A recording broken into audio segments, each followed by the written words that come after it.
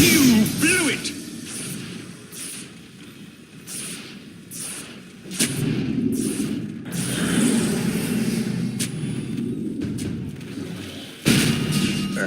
Saksa being the all-important one to set up for these kills, since he is really the only aggressive hero on They want to try and get 33 out of the lane. Jump forward there. Here's the blink reveal. Analog able to show off the escape. It's a good, solid showing at the blink. And indeed, as we see, a crazy timing here with those stacks. They're able to prepare for him and how well he did in the lane. A hot start here from Analog, which is, yeah, we needed to see, right? Because as you said, that second game yesterday, not so hot at all. No, I'd love to see that. And we did see KJ, right? King Jungle's level 6 pretty early on the Shadow Demon versus Darkseer. It's one of the best heroes in the game. Use Purge him. As long as you get that demonic Purge up onto the DS, he can usually not disengage, as they'll find the creep as well. Of course, whilst this is all going on, we're seeing at the top side, you know, Crystalis getting that space. You know, had quite a bit of pressure early on, but absolutely still in position where the Battle Fury timing shouldn't be too terrible. And if he kind of gets to maintain this part of the map and have the team keep the pressure, or at least keep Heroic's focus on their side, this Troll should be able to catch up. Yeah, should have pretty similar farm to the Ursa. It does seem like it with the way that things are going down. Power Rune. Saksa will find a haste. Take that one away from Analog. How is Analog's Echo cooldown? 30 seconds. It's coming up soon.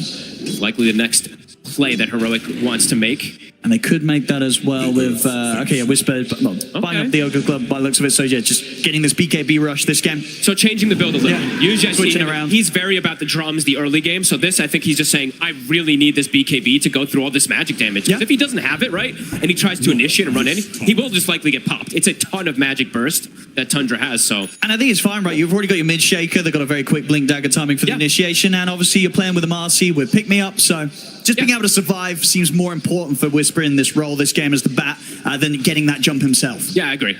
I thought perhaps maybe the drum, but I think this is just a better pickup in particular. Here we go. See the next one. I want to go here with the Echo cooldown. 33. So only a couple of ancient creeps here. They've got the burst opening up with the Echo, the follow-up, the lockdown. It's there. Nicely done by the two of them. Can they get out safely? BZM's definitely going to look to try and make them pay. The opening on a Schofield. Analog will split from Schofield for now. Saxon coming in from the side. Turns his attention over towards Analog, of course. Wants to try and get the bigger kill. They'll get the toss back into the blast. Analog in trouble. Crystalis turns up as well as they bring down the Shaker. So if they can get anything more, Saxa. Avalanche onto King Jungles. 32 trying to get the body blocks off with the Hellbear Smasher, but King Jungles is able to get his way around, and they'll be able to retreat. Good target prioritization there from Tundra. Saksa even blocking. I saw KJ walking in to try to use a disruption. Saksa was just following him to prevent any type of save, so very on top of it there. 8-5, more kills than I think we've had in some of our games at the 11-minute mark. Very action-packed. I think both teams don't mind this action either, to be honest with you. It does seem like Tundra is fine because they're still getting the farm on the map, but Heroic is happy because they're getting these extra kills to accelerate things, in particular for Whisper, as he is two components toward that BKB. I think, yeah, just the biggest concern is that the Troll is having a good time, and this hero has been unbeatable. So the fact that even though they managed to kill Crystalis a couple of times early on the laning stage, he's up there. He's top 3 net worth. He's level with the Farm of Humor. He's going to have a good Battle Fury time.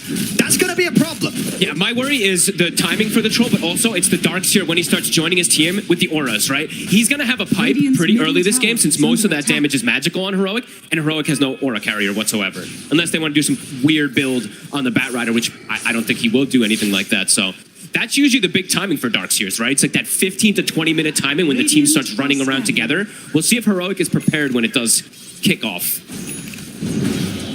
Because so far their moves have been pretty good. I want to try and strike at Whisper before he has the BKB done. He's got backup. Can he get himself out of this? It's going to be hard now here. Schofield turns up. Saxon will be able to hold him back with an avalanche. Trying to chase forward, but Tundra should be able to keep the distance. 33 trying to Wild Wing Ripper his own creep away there to save it, but Schofield will still be able to get the plus 100. Oh, in the meanwhile, they continue to get the stacks going on the side of Heroic.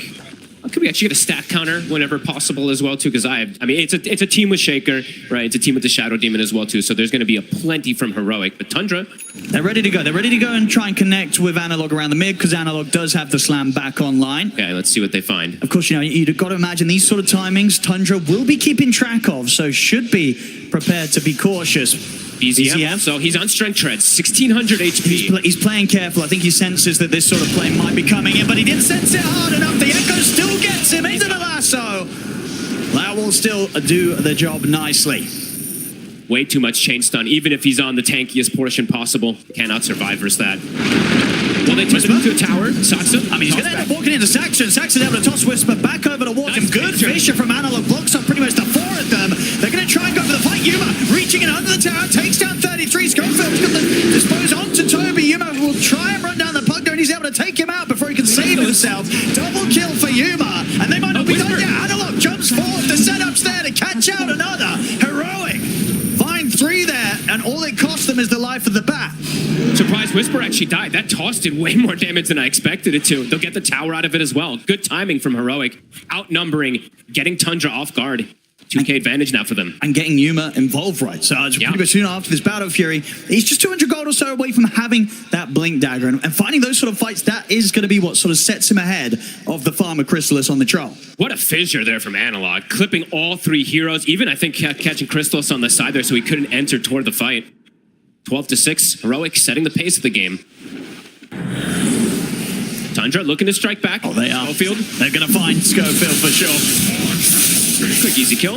I mean, BZM definitely doing his best here to make these moves to ensure that Tundra keep up somehow with the amount of kills and that are going on in this early game. Yeah, pre-Soxa Blink Dagger, right? BZM has to be there. I mean, BZM and Soxa have to be there for most of the kills in this early game, as we're seeing. How's that pipe timing for 33? It's getting closer and closer. That's going to be the hard one that they have to go through. But at 33 has to be more careful with his positioning too there. I think 2 times now or 3 times we've seen him just get purged and he just dies right at the start of things. So maybe he has to watch the approach since there's difficulty in saving them. As we've seen Toby, he cannot use this Decapify to save people. It's either going to get dispelled instantly or there's just insane magic damage, as we say, coming in. King Jungles trying to get some deep vision down. It's a lot of Dominators they've been able to find. Soxa getting closer and closer toward Blink. Heroic, ults at the ready. They've got the shard even purchased up for Analog, so for Heroic, it does feel like it's go time at pretty much any moment that they have this ulti at the ready. And as you say, just for Tundra, once the pipe's there, yep, that's their they'll timing. look to turn up, and they'll almost certainly look to try and get Chrysalis involved. Ooh, BZM adapting his build a little too here. Going for the Orchid this game, feeling like it's a good option versus that Ursa and versus the Earthshaker in particular. Could trip them up. Ursa hates playing versus those silences. Although, I will say, a lot of games I've seen Orchid lately, it has fallen off pretty hard. Sure. We'll see what he can do with it if he does opt to go for that way. There's definitely going to be some counters in it. Analog looking for a play. Saxa, yeah, so close to having the Blink Dagger online on the Tiny. Should have it after these 2 camps on the side when they respawn if you'd like to wait for them. So Tundra looking for that timing fight. Heroic, they're looking for any fight. They've still got that vision, so they've got a full setup here onto BZM. All BZM. They're ready on the stack. Oh, he's so dead, surely. Straight in with the Echo. An easy one there for Heroic. The dream when you're playing Shaker. The amount of stacks that are made too. He gets every single creep because the Slugger too. Analog, the Echoes are hitting. 3-1 and 5 so far for the Shaker. Yeah, he's having a great early game here today. Yeah. All right, so Pipe, it's online. Glimmer's still not finished for Toby, but they have Pipe finished. They have Blink on Soxa. Let's see if they can start getting things together, because Heroic is starting to get quite a bit of snowball. Look at the difference between the Earthshaker and the Storm now at this point. Yeah. And even the Ursa and the Troll, right? We're starting to see that separation of course. And then they're going to be able to pick up this Aegis without any sort of contest from Tundra. So Yuma with the Aegis online. What would you imagine it now is the plan from Heroic? You've got this Aegis, are you just continuing to go, for action, just for full out aggression, or are you farming up that next time? I think you just keep waiting for Echo Slam. Just keep fighting around this Echo every cooldown. If they're not taking advantage of that Echo being on cooldown, it feels like a good position for them. If the Ursa can finish a BKB as well, then he can actually stand toe-to-toe in a lot of these fights. Versus that Troll in particular, too. Could be pretty nice. Heading in BZM's direction, Schofield. Not quite able to catch him there. BZM more than ready. All right, Tundra, they're grouping. This is their timing. The Pipe's finished. That Blink, as we said, for Soxa. Let's see if Heroic is prepared for it. Yeah, because Tundra's fight should still be pretty strong. They've got the tools. They've got good burst as well.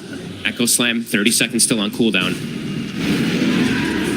Saxa's in. He's going to try for the jump on a Schofield, but the Fisher comes out to disrupt the play. Schofield's going to try and stand his ground with the ultimate, but the combo is there. He's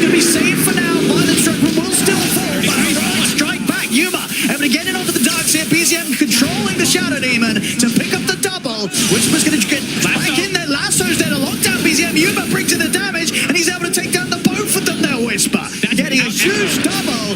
Saxa attempts to get back in with the Avalanche toss back. They'll be able to at least take the Aegis out of the hands of this bear. But the casualties are rising here for Tundra. It's 4 are dead. Only Chrysalis left alive to scarper away. And that's Tundra picking the fight with their timings. And They went for that. Heroic is so ready for it, and they didn't even have Echo, Owen. That's without Echo Slam that they're able to do this in this fight. So Yeah, that was a rough move to make.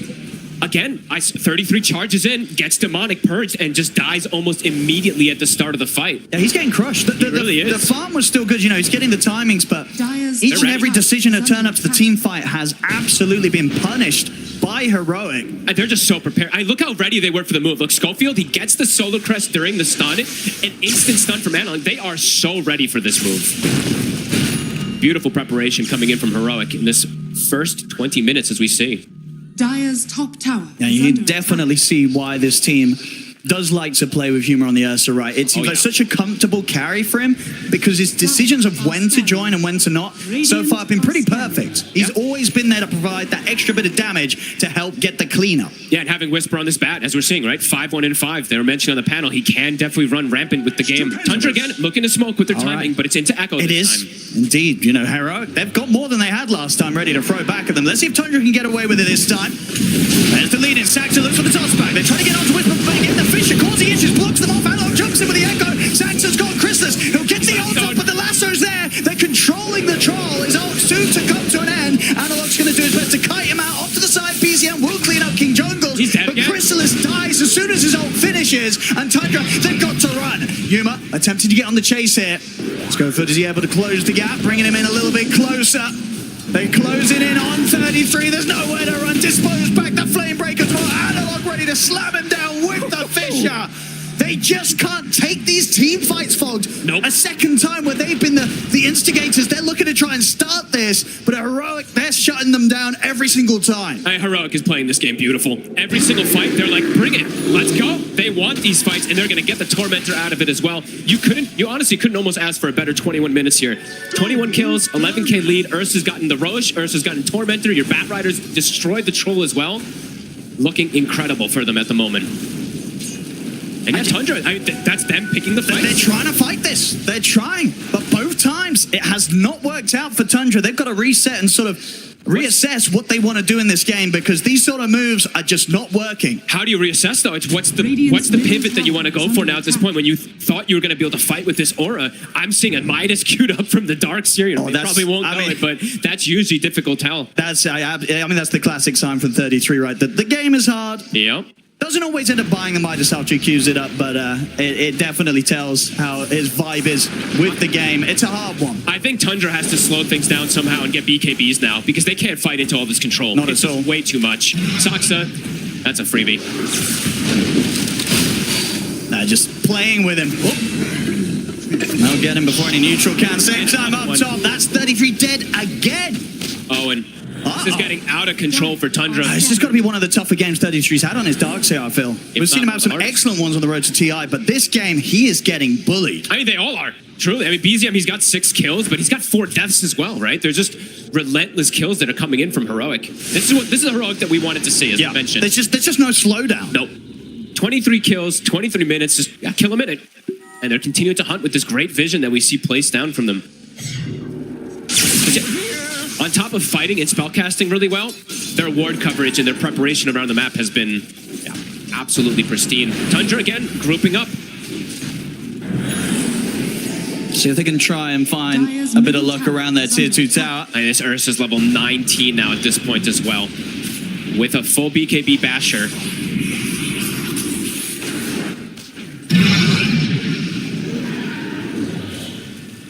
Angle, it's just how do you approach the fights versus this Earthshaker who now has a BKB as well on top of all his spellcasting. You can't kill him either. You have to somehow take care of this Earthshaker, but I don't even know how you do at this point. Because the control that he's providing is just, control and damage he's providing is just way too much.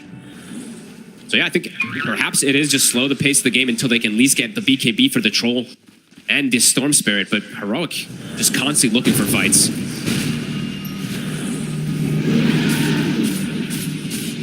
Yeah, Tundra definitely showing they want no part of the action until they have that next set of items done. They need them desperately because the lead's just getting to a point where it might be getting too much for them. Schofield looking at a pretty interesting build too if he wants to go down and queuing up a Yules. Very good to kite either the Darkseer, good versus the Pogna, good versus the Troll. As soon as any of those BKBs would go down whenever they get them, can be a very good kiting tool. I've got the blink now on 33. Okay. He's got the blink, but he's he's so fragile now. Even though he's got the pipe, it's so much damage at this point on Heroic.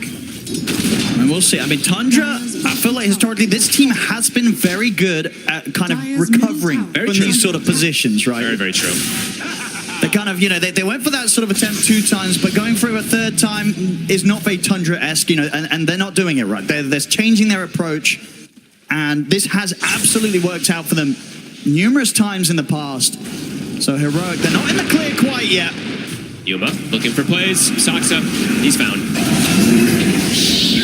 Right, Tundra's traditionally, as you said, this year especially, they've been very good about splitting the map and catching up in net worth, but this is not one of those games where they're really catching up in net worth either. Like some of the games I've seen them losing like this in kills, and they're only like 4K behind, maybe 3K. It's a 15,000 gold lead at 25 minutes. It's pretty significant.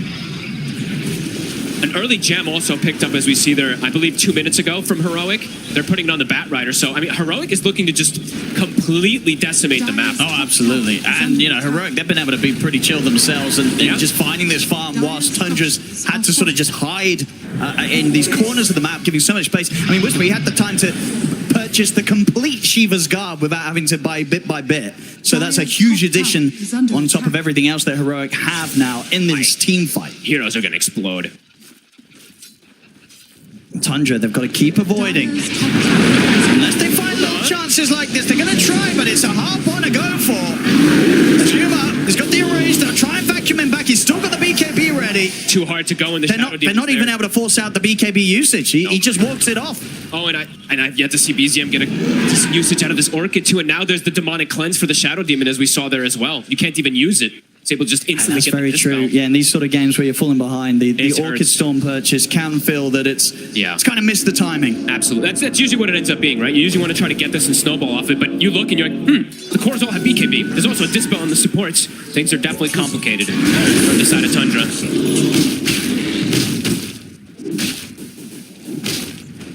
Yuma ready to go towards the Abyssal next, and once that's online, the amount of lockdown they'll have, it's going to make it difficult for even Crystallis to have a chance of getting in, popping a BKB and popping his ult, right? If these lassos, these Abyssal Blades come in, it's not an easy fight for the Troll to take part in. And he's still not quite got the BKB, he's still at a couple of 100 gold off that Crystallis. It's really nice for Yuma in this type of game as Ursa too, that you have the SD, because you don't have to go the Nullifier nearly as early as sometimes, right? In this game he's also just kind of owning in particular, so probably doesn't need it this early anyway, but he can just go Abyssal. The SD is going to purge the target he's focusing, and yeah, there's no way they can really survive off that. All right, Tundra, so Crystallis, he's got the BKB finished. I believe BZM soon has his done. See if they want to try to fight with that. I still don't think that they can take a heads-on fight with it, but let's see. Radiant are scanning. Radiant's middle tower. Items just continue to flurry in for Heroic. Almost an Octarine for Analog. See over in the river. Kobe. Well, he's looking to be in a lot of trouble there. Schofield and Whisper. We'll get some action back on the table here after a bit of a slower period of the game. A night and day difference today from Schofield and Whisper. Just having a hell of a performance on these two. Yeah, the bat's looking pretty crazy. Yeah. Was there something that was banned out against them the other days, or I guess they picked Whisper's hero early, didn't they? So they just went for other stuff. But yeah, seeing his bat in action. I mean, Whisper, I think his two traditional, non-traditional offlaners are the Bat Ride and the Phoenix. These two he tends to just go absolutely bonkers on if he gets a good start. And this is one of those games that we're absolutely seeing that. Yeah, perfect itemization too, as we see. The blink goes after Shiva's BKB, can go refresher after. Radiant's bottom tower. And the lead, it just continues to grow for Heroic. Just gold lead. It was at 15. They're taking everything right now. I mean, they're soon going to be set up, of course, move in for the next Roshan, which is about to come up. And they are very ready for it. Tundra, they're smoking, but you might have to try something desperate here.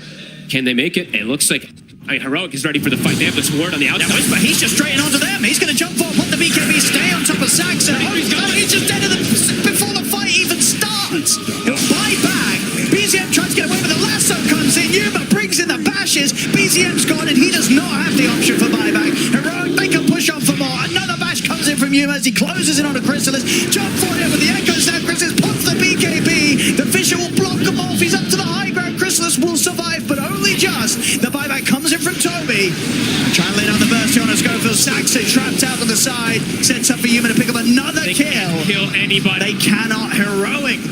All heroes surviving. Tundra getting nothing and costing them close to everything. Having to use these 2 buybacks and nothing is found in their favor. This is absolutely beautiful gameplay. Heroic, the ward's placed again, this time just absolute vision everywhere. I think the secondary ward gets placed afterwards, but they see Tundra even trying to come out and they just pick the fight. Heroic knows all of their strengths in this game.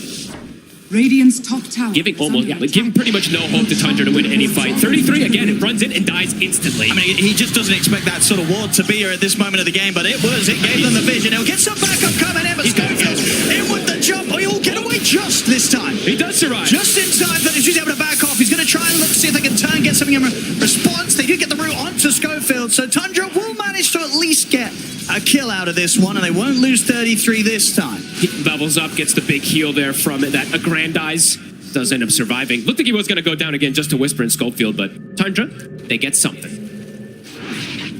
Was the gem recovered? I believe it was recovered from Heroic. It was. So it didn't end up losing their gem. So just a small kill, but Tundra able to get a little bit of something, but a very small something. This next 4 minutes could very well be the timing for Heroic to push forward and attempt for the high ground. We'll see how prepared Tundra's going to be for that. Chrysalis trying to get the Aghanims online, about 1,600 gold to go. I mean, these small things, right? It'll help survivability and him stay, but these team fights just don't even want those. They get the jumping onto BZM, but not enough lockdown this time. BZM able to sneak away with the Glimmer Cave coming in. That's of course, Toby will pay the price. Godlike now for Yuma. He gets to go the fun build too. Look at this, queuing up the Octarine afterwards. As we said, he doesn't have to go for this Nullifier if he doesn't feel like he wants to. He can go for any luxury build. And Whisper with, breaking records on timings for sure on this Batrider. About to have a refresher done. It's only 30 minutes in and he's getting close to 5-6 slotted territory. Yeah, this is insane. Yeah, he's definitely making a case for his bat to seriously be considered in the drafts when you're going up against these guys. And they flex it too, right? As we've seen, they'll play it mid lane, they'll play it off lane, they'll play it as support. So definitely something that could be prioritized a bit higher here as we just see this game continue to be a beautiful showing from Heroic. BZM TPing in. See what they can do. He's going to try for the setup on a Schofield. Comes in with the Vortex. Further TP's coming in, but Schofield's able to jump away. BZM trying to chase. Has to be cautious, though. Whisper might go in. He's got the refresher. He's thinking about it. He's training with the jump. With a good knockback with the flame break. He's going to be able to catch BZM. Yuma brings in the damage, slams down the Abyssal. That's BZM gone. Heroic ready to go for more once again. Sacks at a full. They cannot. They can't even get pickoffs, Owen. Heroic, as you said, maybe time to knock on that high ground. They've got another lasso. If he does see a target, the banner's on the ground. They've got it ready. 2 minutes still on the Aegis. Fastest on this, makes sense. That might just... in terms of fighting, I just don't know what Tundra does now. And it's felt like that for a long time. Yuma quick to take out the ward as well. Banner's down, so the glyph won't even clear that wave. And they should be able to take out these racks before Tundra have everyone back in the game. So they just gotta watch. And they'll respect the respawns. Whisper has double lasso. He's going to be able to get away with the range. The Vortex not going to hold him down. In fact, Yuma's ready to look to see if he can turn and get a bash. Doesn't get lucky this time. BZM's able to step away with the zip. All right, they'll play it a little patient. I thought they were honestly just going to go in there on the side of Heroic. I mean, they might double back in on this. It feels like they're going to how strong they are and the fact they still have this Aegis. Heroic will not be scared of going for another fight. No, this is a fake back right here. BZM, he's going to jump up onto the cliff. There we go. Yuma's able to get over to the back line. The Fisher fall. They've locked down 33. The heals are coming out from Toby, but 33 will fall. Chrysalis will get the ultimate off. But the lasso's there, locking him down. Chrysalis bashed up as well. No chance to do the damage as they control him, take him out. Look towards BZM. BZM running on mana. Schofield at the dispose into the Enchanto and double kill for Alok. It is over. GG is called. Heroic coming in hot in this game one. Woo. I think think that's the heroic that most people were coming to see. All the SA fans rejoice. Holy shit, what a beatdown, honestly. They came in ready to play. Definitely ate their breakfast. That was unreal. I mean, Whisper, I would say everybody, all 5 of them played fantastic. Covering from laning phase to mid-game, sweeping the map, great wards, great macro play. I don't really know what else to say. That was a beautiful...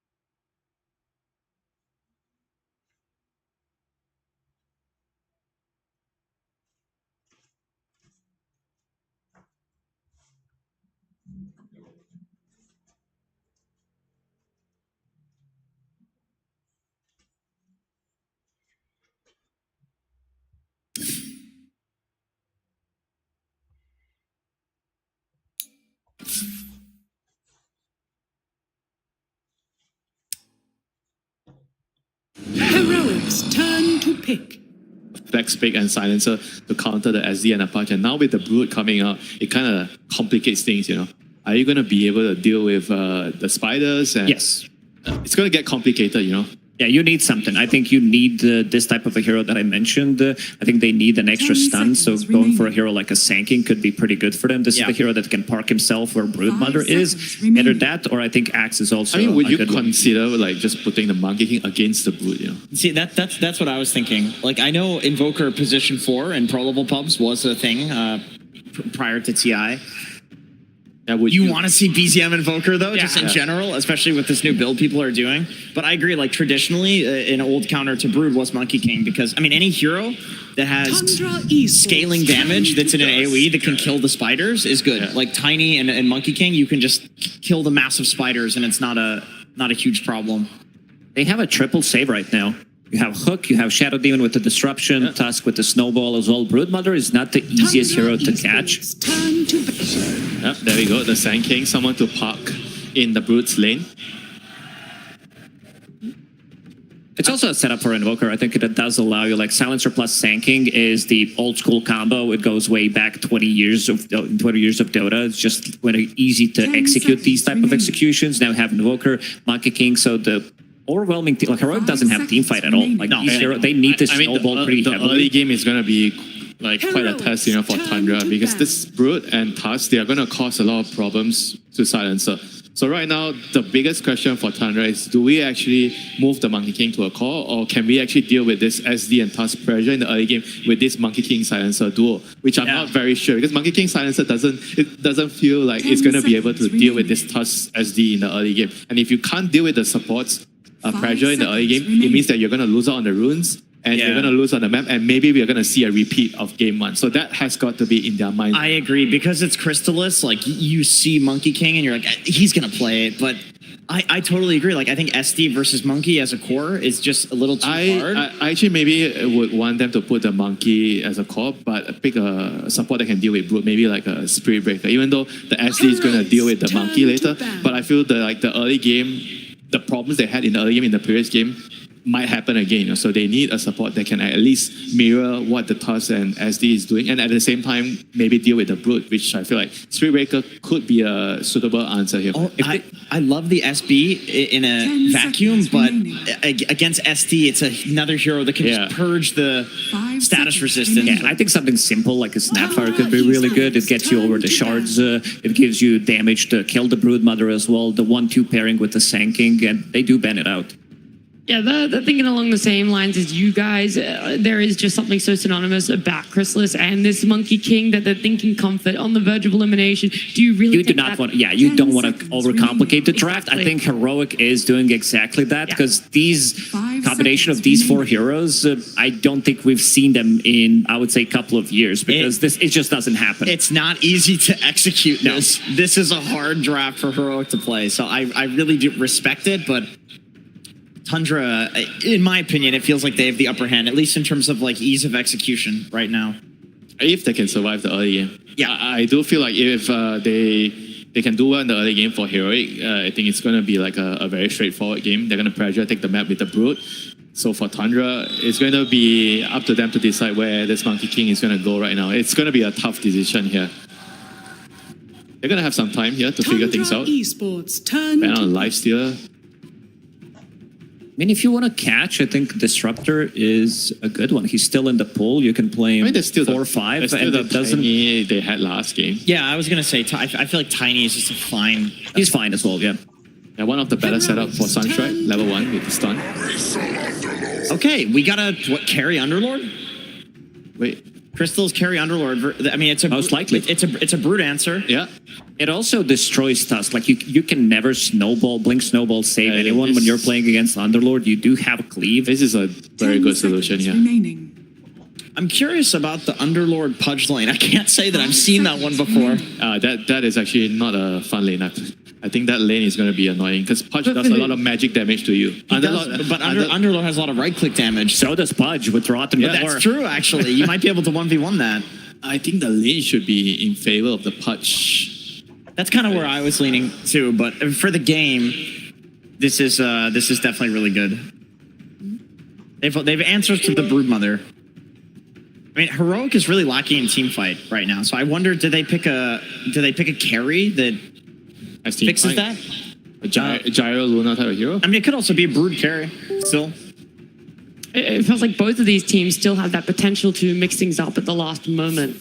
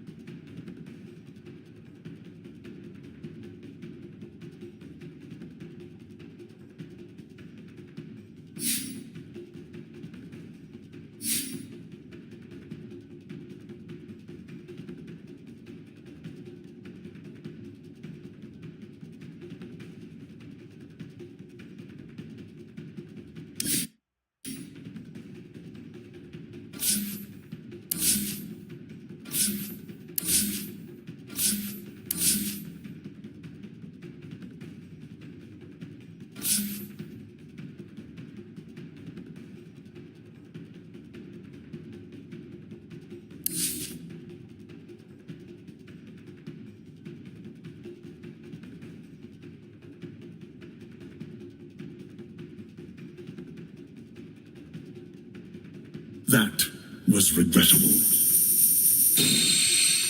Well played.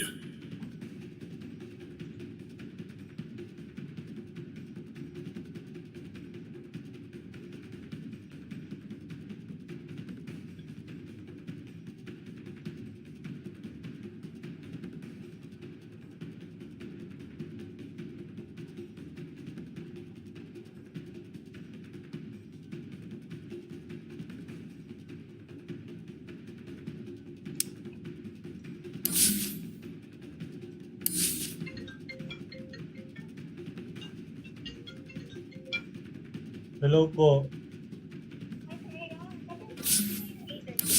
Yes, ma'am. Confirm na lahat. Bakit, ma'am? Opo. Oo, ma'am. Nag-confirm na. Sige, ma'am. Bye-bye.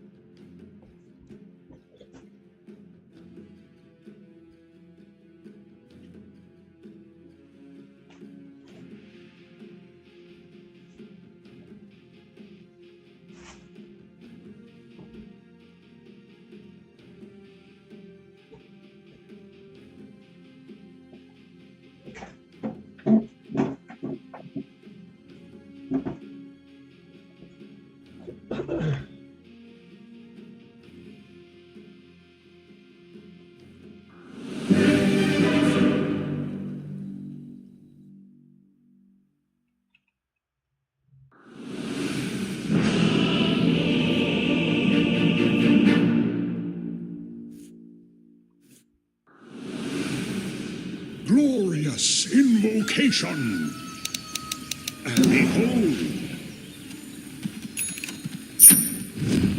Prepare for battle. Thus and so.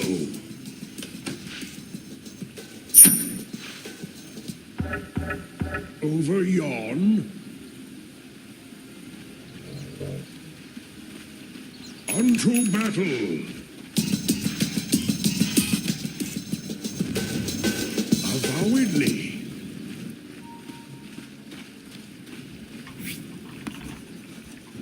Orbs light my path. Mindfully. I'm well aware of it. Fine. 30 seconds to battle. 'Tis tedious.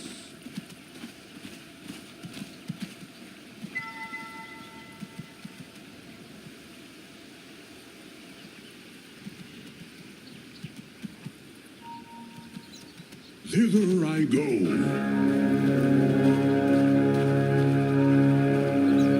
With speed. The battle begins. So begin. Under attack.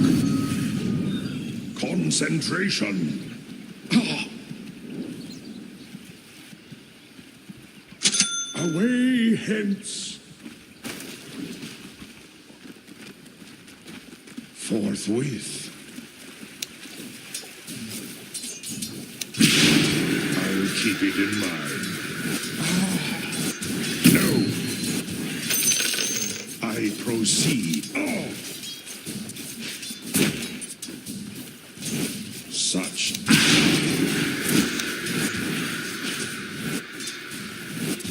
This bores me.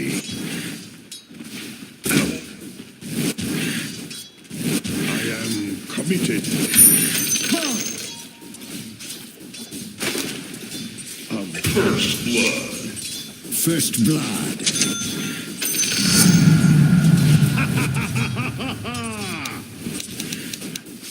Athwart my path. Well away.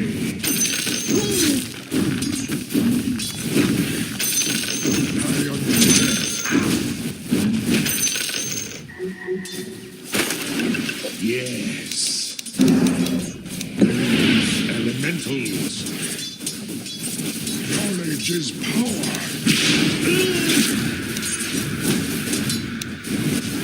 So it is said. The spherical Mercury abounds. The learned one.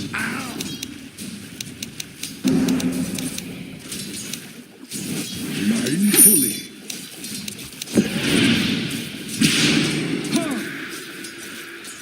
Fine.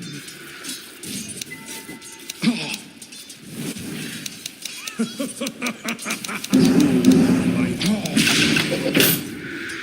avowedly.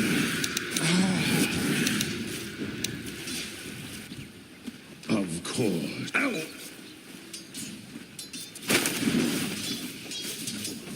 I'm under attack. Peculiar.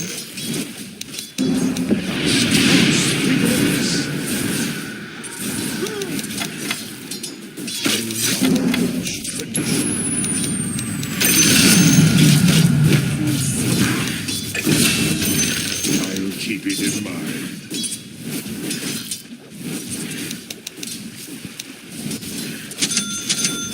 So it is said. You dare fight me? Fight me. Too bad. From deep within. Unto battle.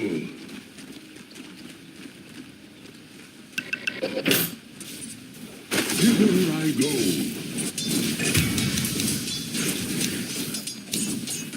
Tis tedious.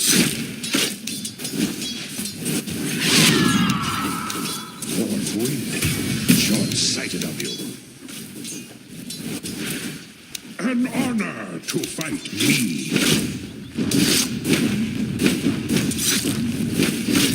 Ill-gotten gains. Attack.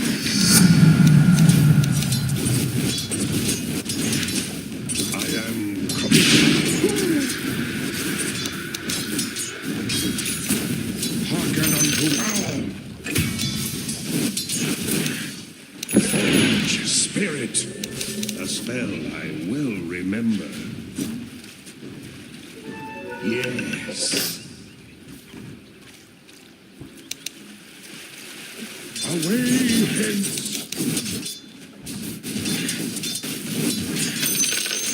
Ill luck upon you.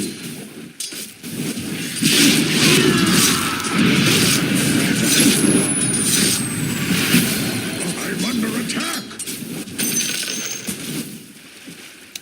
Witness all. Such money changes hands. I'm Aaronklein most cunning fabrications. Knowledge is power. So mote it be. Ow! Well away. Strange.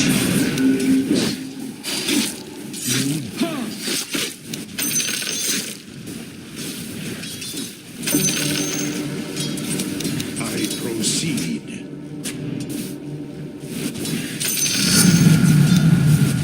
This bores me. Its speed from the arcane. As needs be.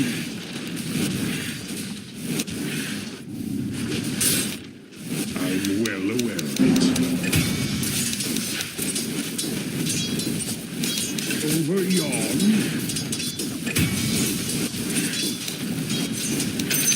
An honor from the great mystery. Sunstrike.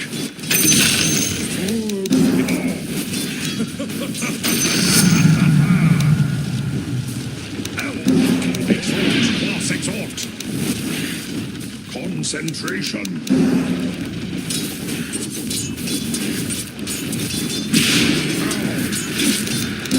As a power. Exalt. Praise my concentration. Orbs light my path.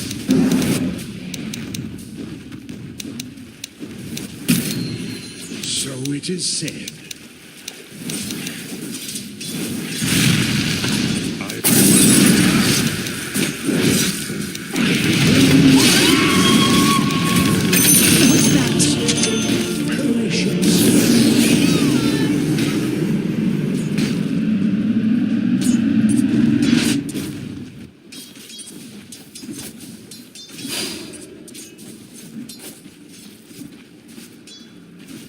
Your top tower is under attack.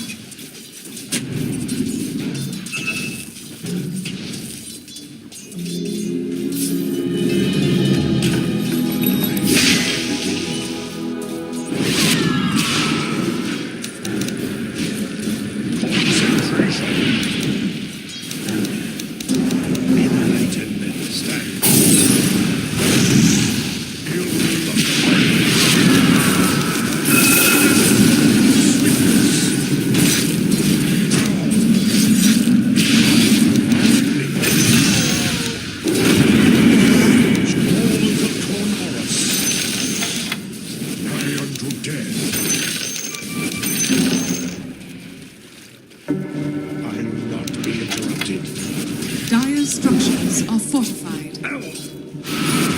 Its teeth mark these words.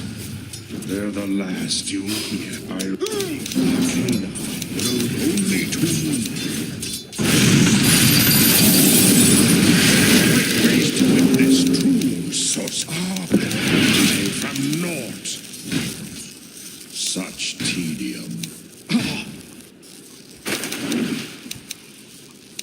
One of my favorites.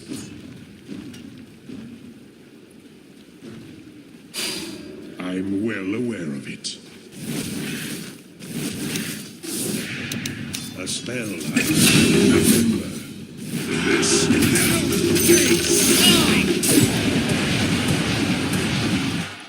Fight me. Gold for little toil. Exalt Triceratops. As needed from the arcade. Speak from the great mystery. They hence. Ravagers of armor and will. Arcanery thrives. Attack. Concentration. Shattered. Well away, no matter. Your top tower is under Hither I attack. go.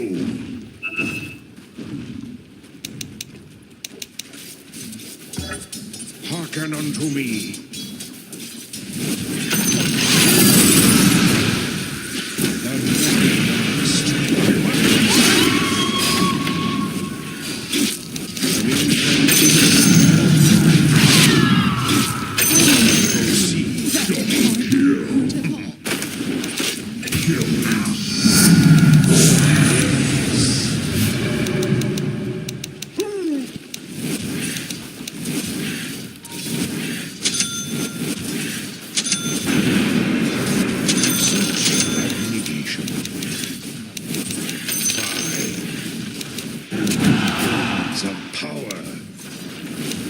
Unto battle!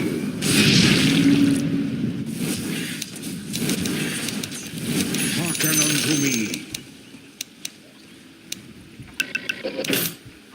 Forthwith, enlightenment stands ready. This bores me. Exhort, boss, exhort! Of course.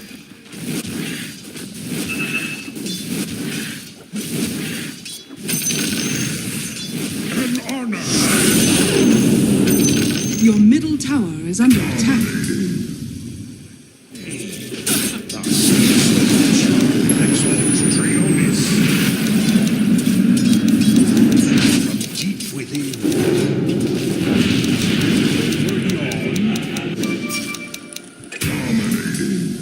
Your middle tower is under attack. Upon you.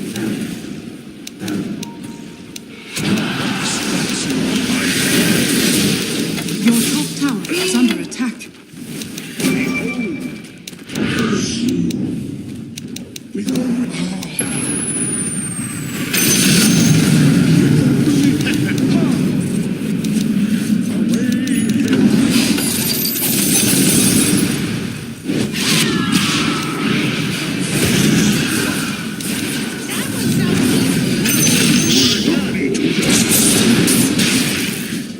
Your top tower is under attack.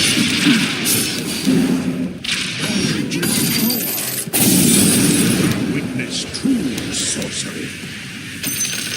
Thus and so.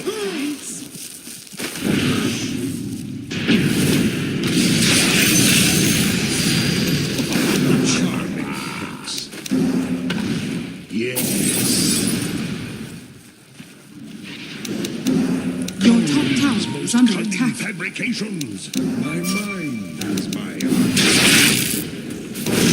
Unlearned ones, protected prism. When you're around, you don't get Concentration. Tell them I sent you. You are one of my favorites. Fine. Your middle tower is under attack. From the great mystery. How Mercury abounds. Unto battle. I'll keep it in mind.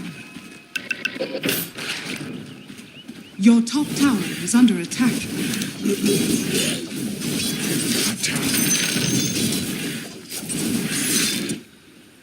Your top tower is under attack.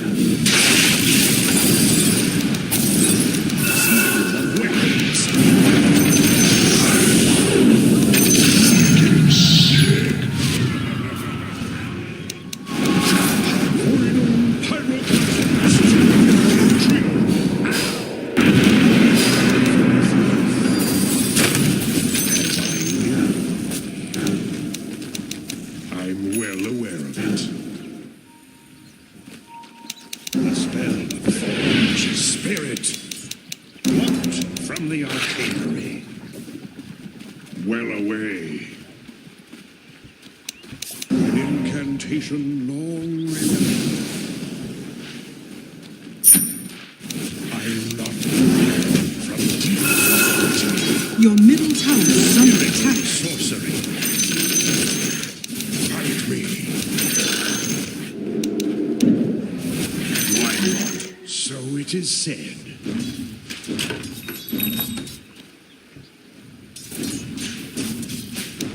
Of course. Your middle tower is under attack. Me. Mindfully mega kill. Dire structures are fortified. Light my path. I've forgotten you already.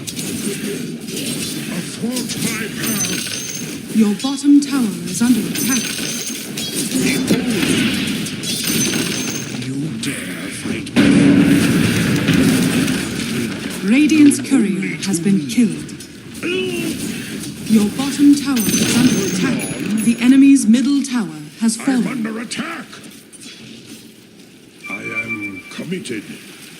Your bottom tower is under attack. Such tedium. Athwart my path.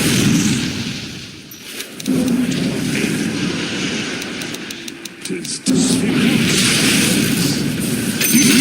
monster kill. Whosoever stands against me stands brief. I proceed. Dire structures are fortified. Threatens my concentration. The enemy's top tower has fallen. Your middle tower is under Over attack. yon. Prepare your mind for death. Your middle tower is under attack. Yes. So it is said. I from naught. To hell and back. Away hence. You should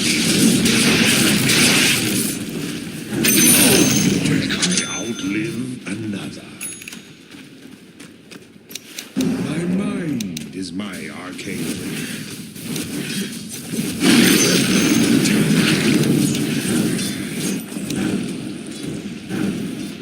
Well away.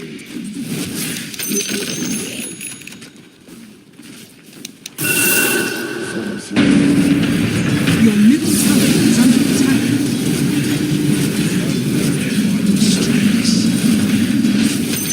Enemy's bottom tower has fallen. Under attack.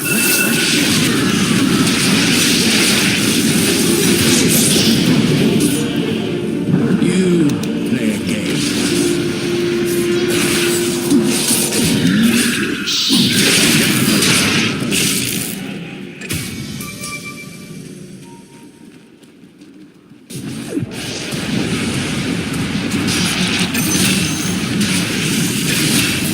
Monster kill. Triple kill. Godlike. Ultra kill. This is a good death. Too swift for suffering.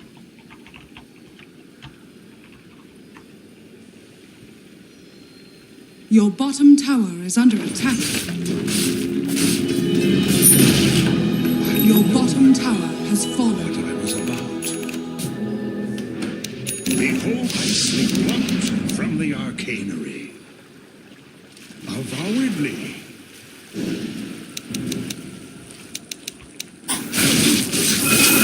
Your bottom tower is under attack. Arcanery as needed.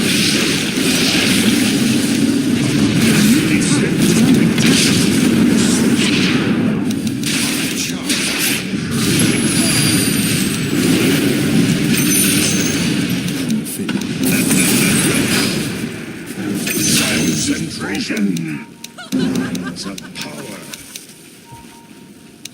My enlightenment stands ready.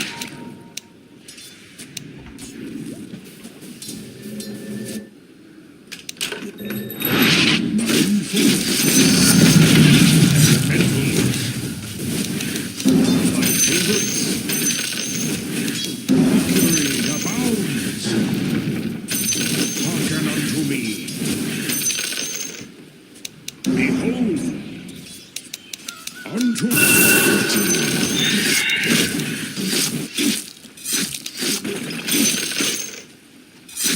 I will not be interrupted. 'Tis tedious.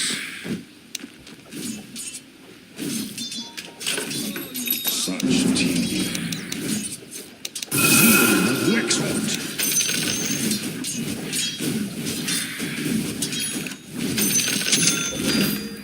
With speed.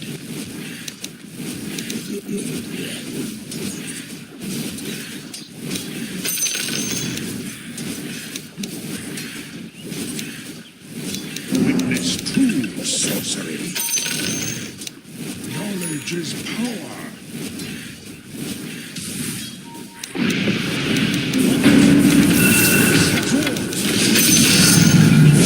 Your middle tower is under attack. Sorcery. Fine.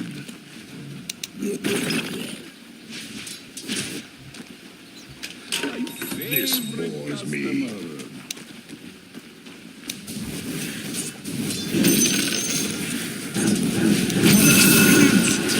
Swift and honor to fight me.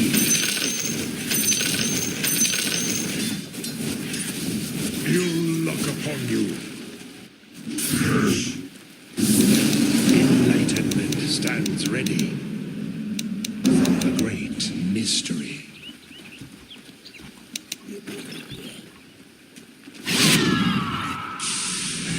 I proceed.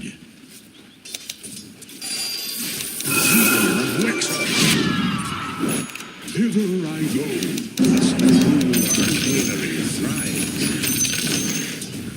I'm well aware of it. So mote it be.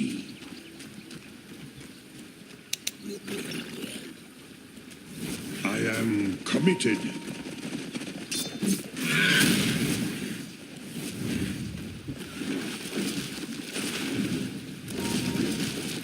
Of course.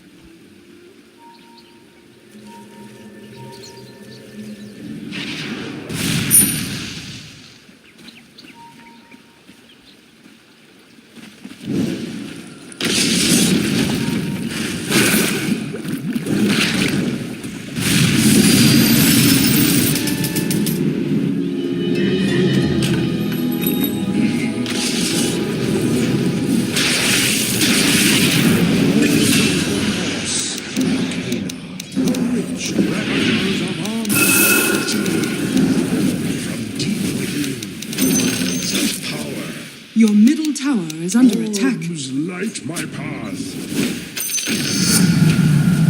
Cause my enemies to dwell on me. Your middle tower is under attack. Infelicitous incantation long remembered. Mindfully. My favorite customer. I am committed. In Christ of lethargy.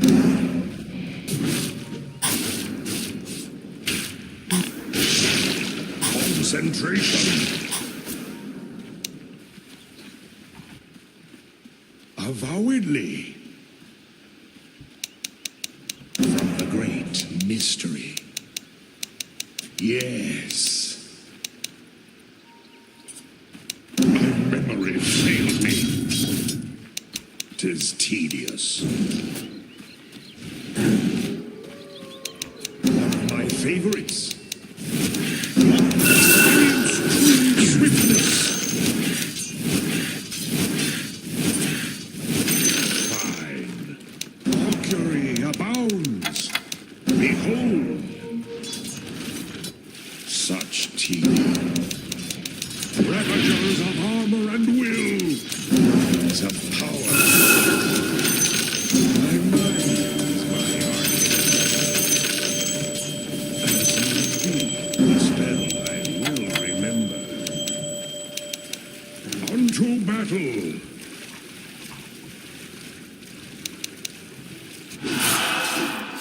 Over yon.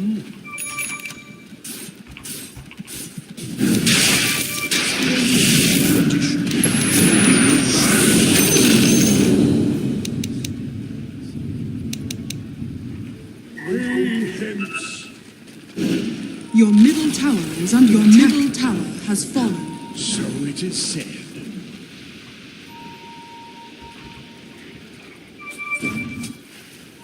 Thither I go.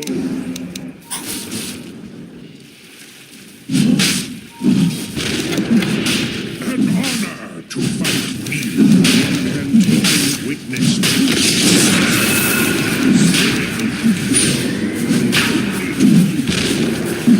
fight me. Incineration. Threatens my concentration from the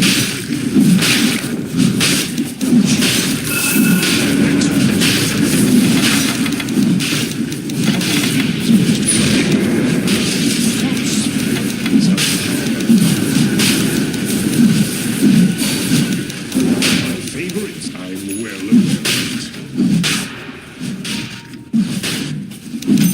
Your shrine has fallen to the radiant. Your bottom tower is under attack.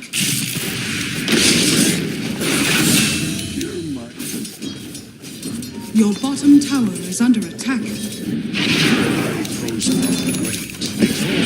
Exalt from the arcane. Master's mandate impetuous the profundities are mine. This bores me. The spell I will remember. Known only to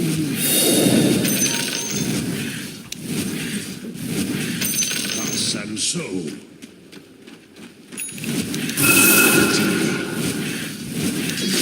Orbs light my path. Dire's structures are fortified.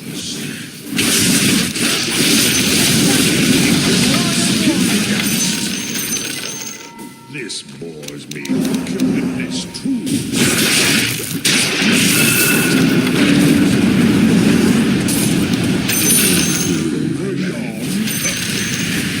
Regeneration!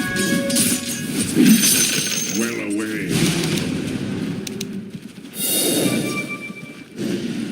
Unto battle. I from naught. Incantation lighted.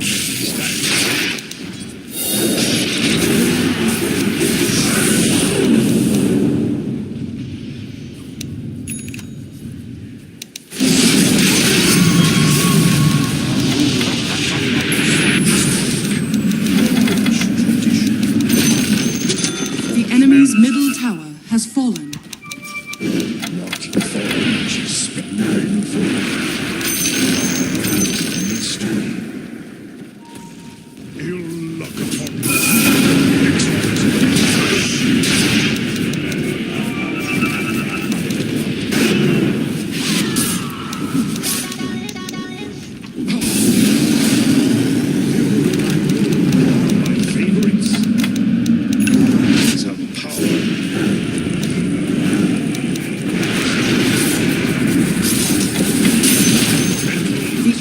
middle tower has fallen. Your bottom tower is under attack. Dire structures are fortified.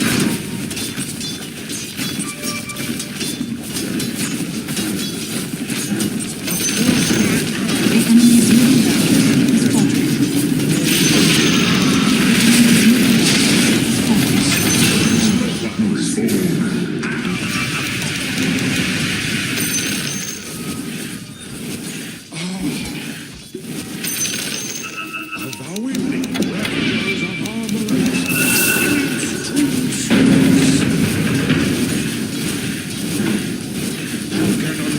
Dire structures are fortified. I'll keep it in mind.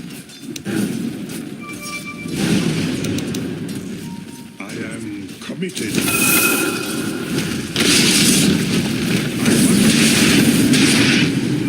Mattis tea.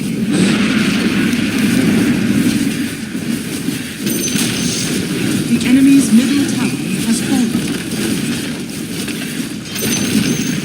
The enemy's middle tower has fallen.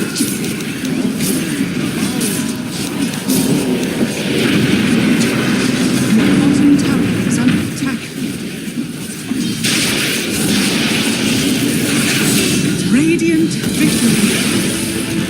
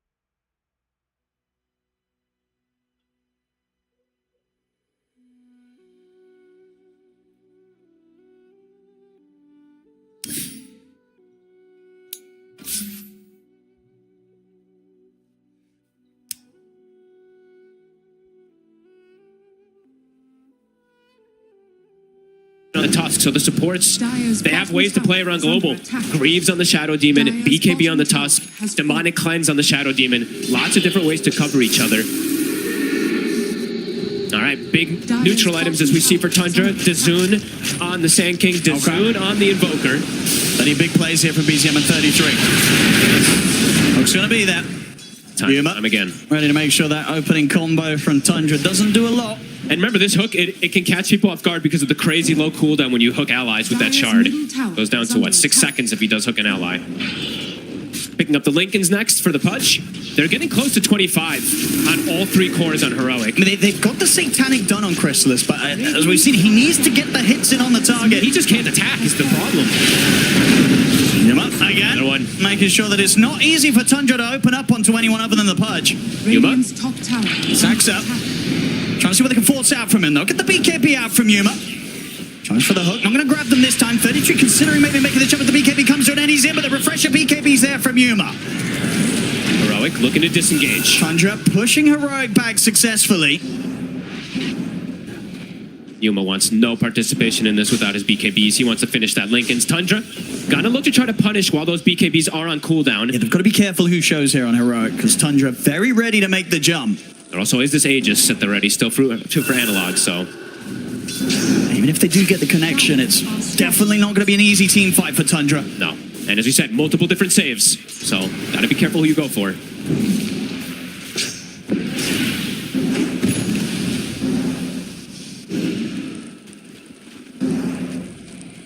50 seconds for BKB on Yuma. Starting to inch their way forward. A sneaky ward as we see plays from Toby, but they do see it with their gem. And Whisper again with this very chill strat, just saving up the money. He's getting very close to having the luxury of picking up that Hex and definitely potentially surprising Tundra with it. It's a pretty cool approach from him that he's done it. He's doing this a lot this series, yeah. It's catching people off guard, and they're giving him XP, so he's about to hit 25. So yeah, 25, and with a potential full Cypher Vice that he could pick up for the next fight, Whisper. Level 25 also hit for Analog. Quite a bit stronger in terms of his right-click damage potential. And he has been able to get some right-clicks off. He really has. Like, I mean, in these team fights, you know, the supports of Tundra, they got to hide. They do. Because this Spider's been finding them time and time again, cleaning them up very quickly. It's like the hardest game to play Silencer, really, at this point in the game. Right? He's got Force Staff and nothing else. No defensive items possible for him. Tundra, creep cutting, buying time, trying to waste out this Aegis as much as possible. 50 seconds until it does go away.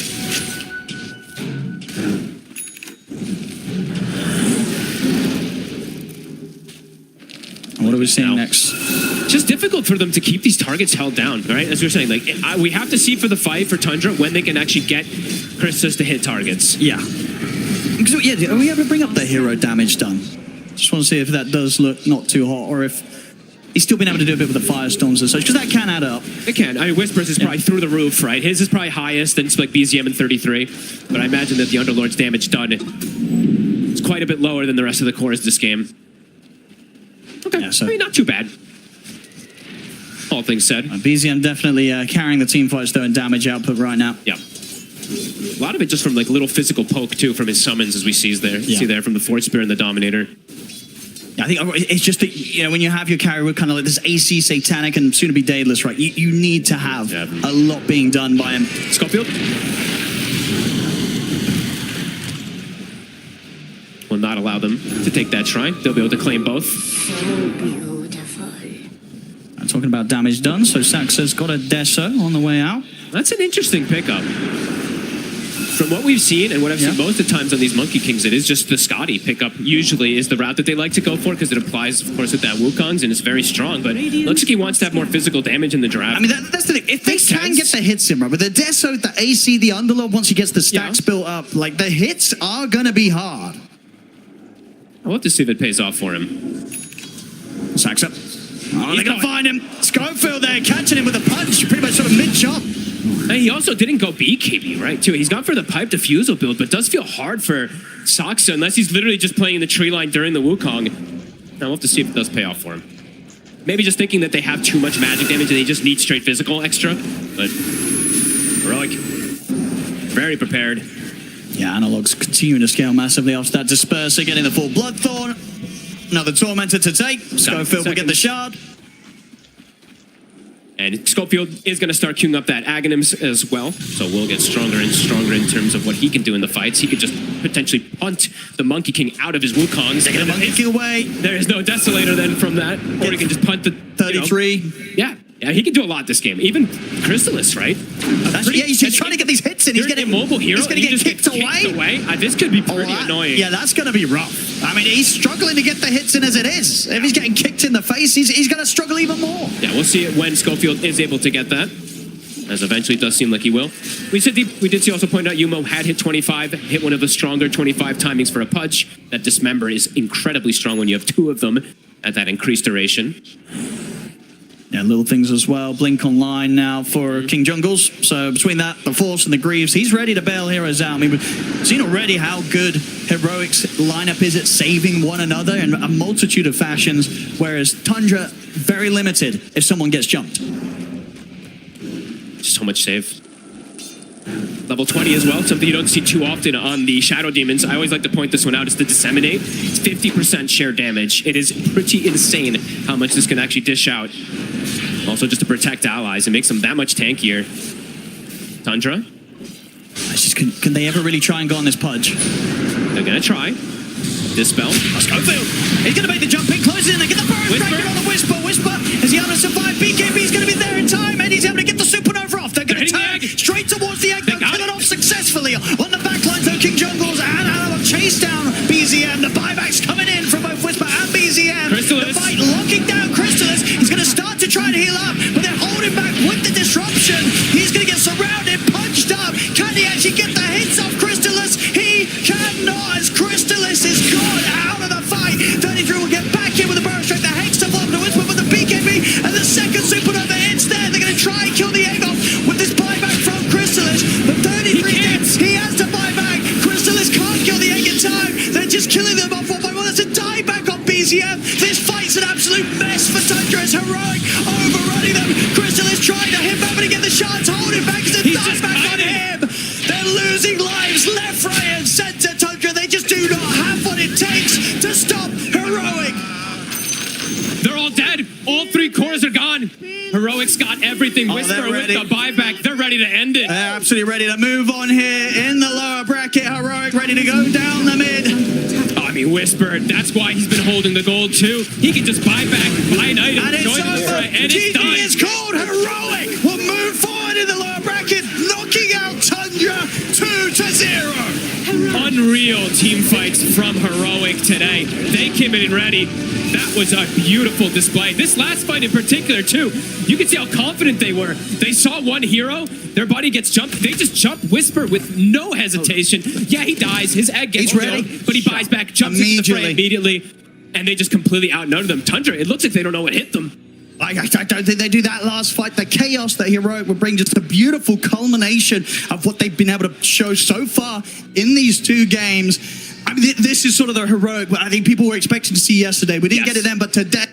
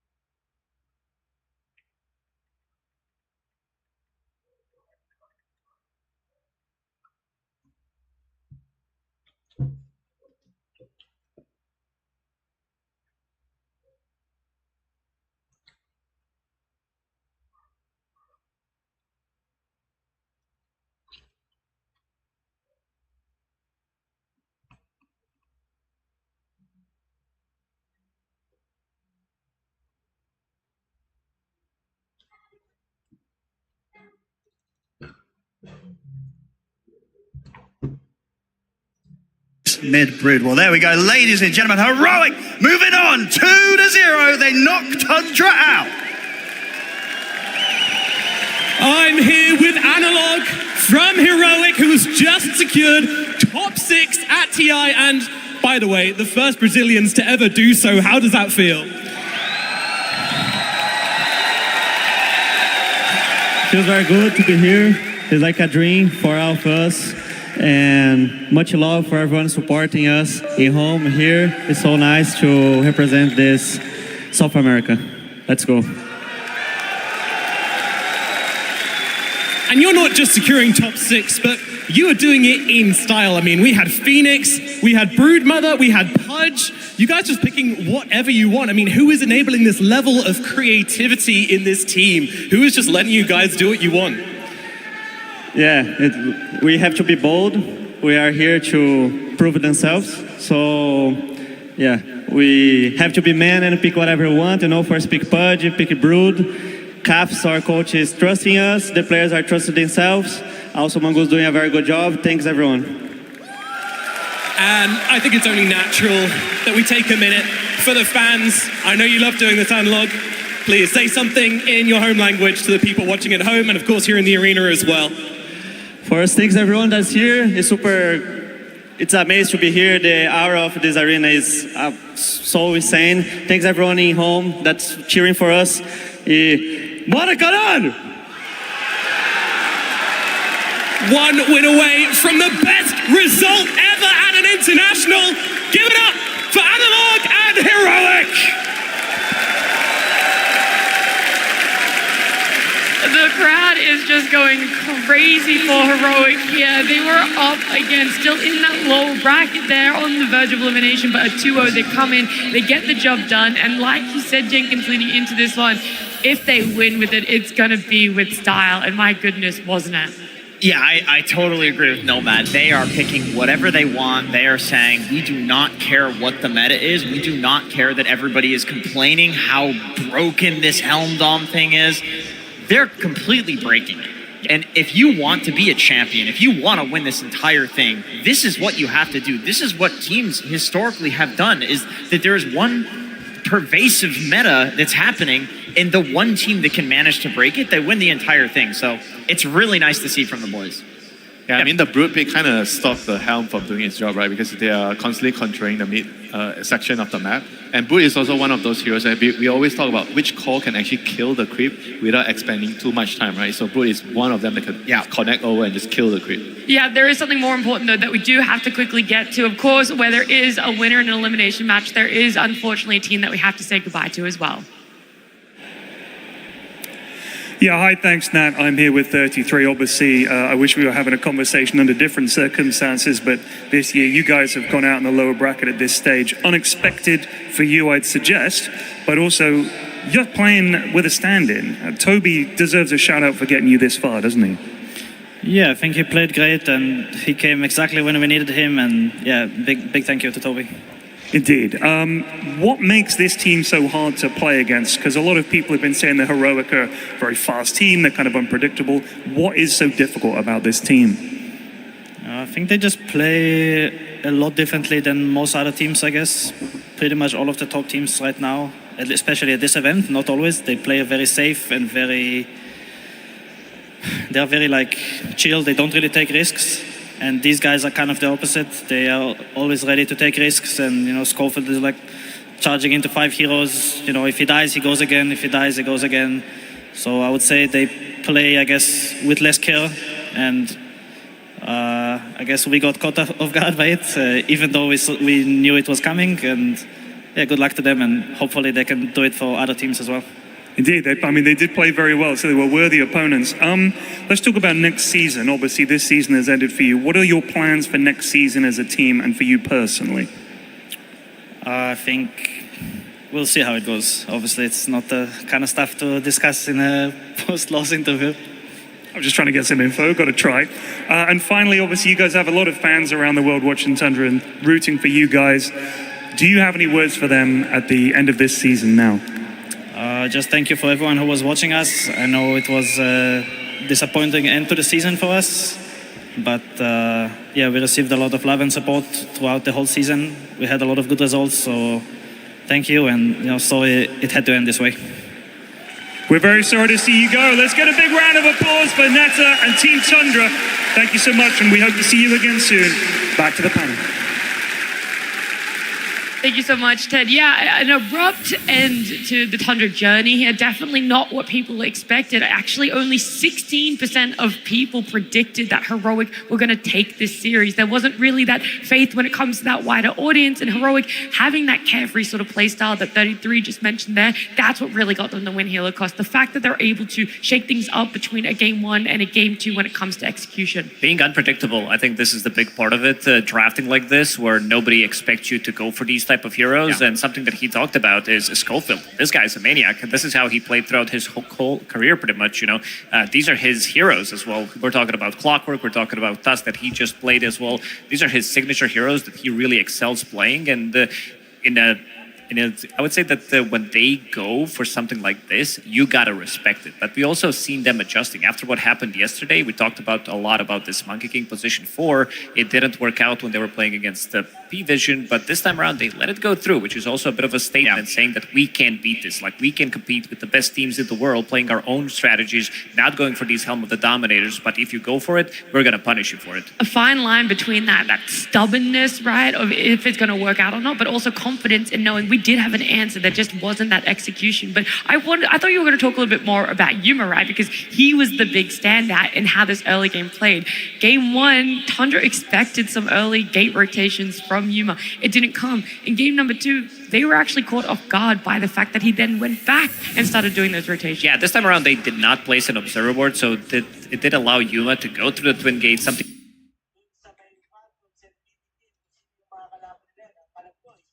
who it is Schofield. You don't expect them to be at this point of the game in this particular part of the map. 6 minutes. Yeah, it's 6 minutes in. He's going like, this is the type of Dota that they want to play. They want to be very chaotic. Then 9 minutes in, they're going to be doing the same thing, going through the twin gates, pairing up with Schofield again, getting a kill on Saksa. But it also shows the type of Dota they want to be playing. They want to be playing aggressive, getting some of these early kills, and try to snowball from there. And also they don't play by the rules, right? I mentioned 6 minutes because what is 6 minutes? You go to the rune and you control the rune for your mid laner. They don't care, you know? They're just doing, okay, I see this guy, he's walking into my territory, I want to kill him. That's it. That's the risk, is like, if you make this play and you're sacrificing what is the normal order of operations, which is go mid for the power rune, you are sacrificing something for nothing, and you can legitimately just like lose the game. This is why I love that 33 was saying that. I think it allows them to go for this type of a play because they don't care about 6 minute rune, because you do have Broodmother who is level 6 at the time. Yeah, it goes back to the draft. Yeah, pretty much. So you can send the spiders, kill the runes. Invoker doesn't care too much about the runes, neither does Broodmother. So it does allow them to go for this type of a play. Yeah. It wasn't all love and lust for the side of Tundra. Yes, there were those early parts that kind of catch you off guard, but there were still a lot of great moments for them when it came to team fight. That was something you guys highlighted so much about the strength of their draft, was the team fights. And early on, around 10, 11 minutes, that's when we started seeing it kick into gear and take place. I mean, all this also came down to the fact that the Brute, he was able to control a lot of the map here. And you can see the Monkey King setting up right away here. Like, again, you know, trying to create some space for Crystallis to farm. Really pushing the limits on the hero here on Monkey King. He's actually gonna be surviving, and really nice spell casting coming up from BZM's Invoker. Always a 3 to watch pretty much, but 11 minutes in, I wanted to see this type of a play from Tundra, seeing that they have overwhelming team fight, which is gonna result in multiple kills. Sure, Saksa is gonna die in the end, but they're sticking around for another 35 seconds. They feel like they can still be taking the fight. They have Global Silence ready pretty much, all the green lights on the top already, except for the Wukong's command that they just used. They're gonna be ready to clean up. Invoker at this point of the game, he feels relatively strong. Does having that Helm of the Dominator, does having multiple Forge Spirits, and this time around they will be killing Whisper and killing his egg, because we've seen this Underlord being utilized really well in terms of dealing with the early Broodmother aggression that she wants to do, and also coming in with this global presence, bringing that +1, being able to get a couple of extra hits onto that egg. And by the way, 33 went treads on Sand King, so he had more like right-click potential for the egg. I love that he does this. This is why like this is such a...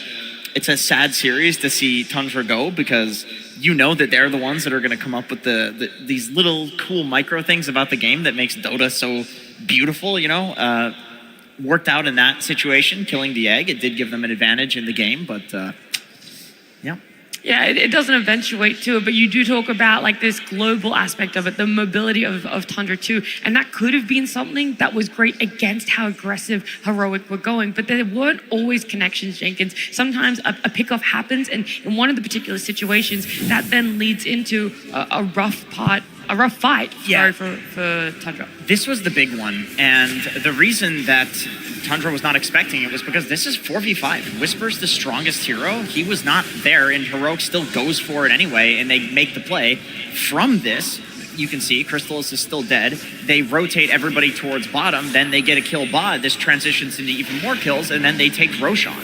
So like from a single extremely risky play, smoking 4 versus 5, not only 4 versus 5, but your strongest hero is dead. So you're banking on the fact that Tundra's going to split up, because nobody who's sane is going to smoke with the strongest hero being dead while in a disadvantaged game. Yeah, but at the same time, I feel like they only did that because there was a ward there, right? They saw the position of the heroes. That's why they decided. It wasn't like a blind risk, They saw the hero's position and they decided. They knew everybody else had to have gone portal because nobody walked back through the river. So if they find somebody in the river, they're alone.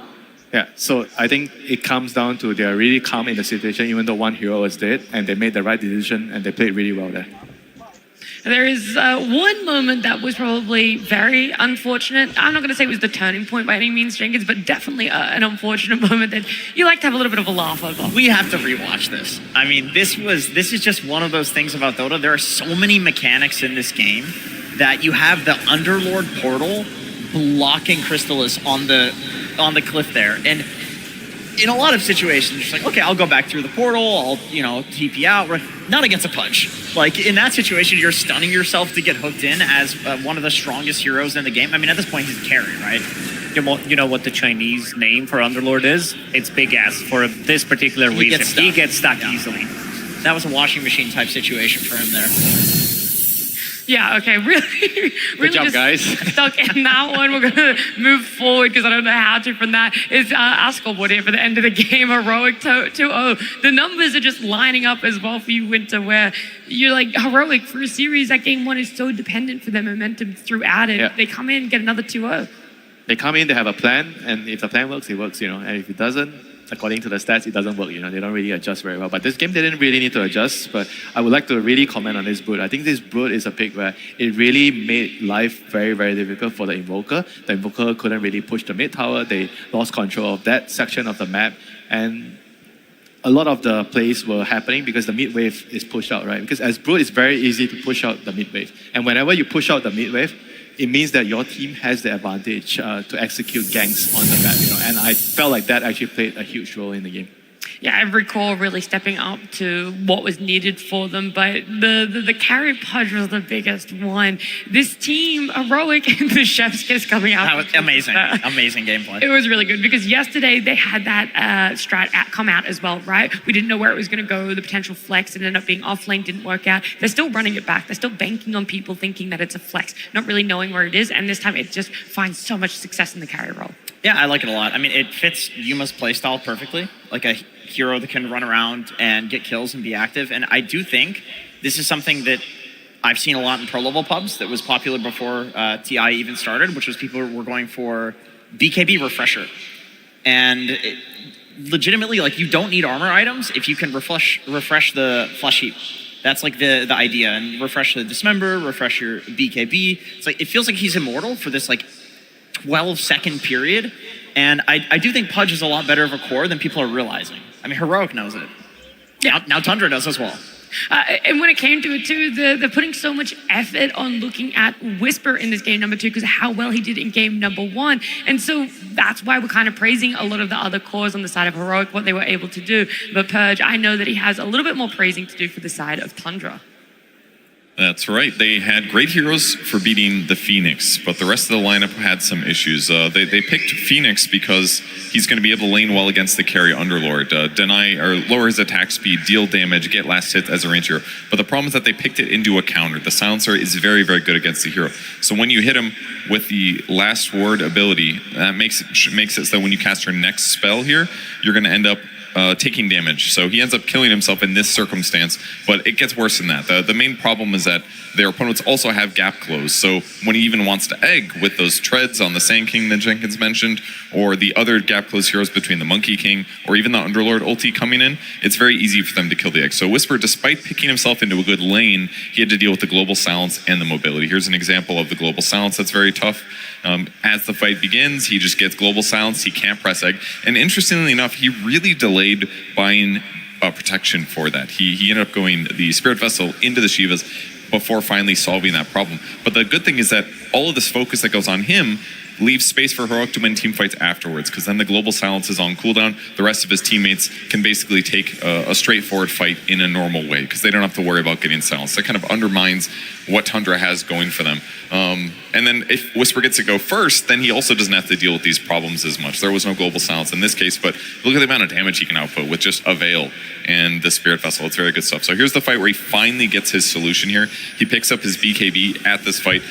Got kind of close, but presses BKB once coming back from the dive, and this finally allows him to say, no, I'm not going to die at the start of these team fights. And this was basically the turnaround point of the game. It was even up until this point, back and forth, 2k advantage. That BKB was a big game changer, allowed Whisper to basically unlock gigantic damage potential and no longer be a vulnerability for their team. And that's really when they started to get ahead and close out the game. Thank you so much, Purge. We always see it. We talk about this team fight. What exactly is it that changes? Is it a certain item timing on a hero? In this case, yes, definitely. Sometimes it's levels as well. You just got to play that patient waiting game and live throughout those team fights. That's the biggest issue that teams have faced before in the past, the cost.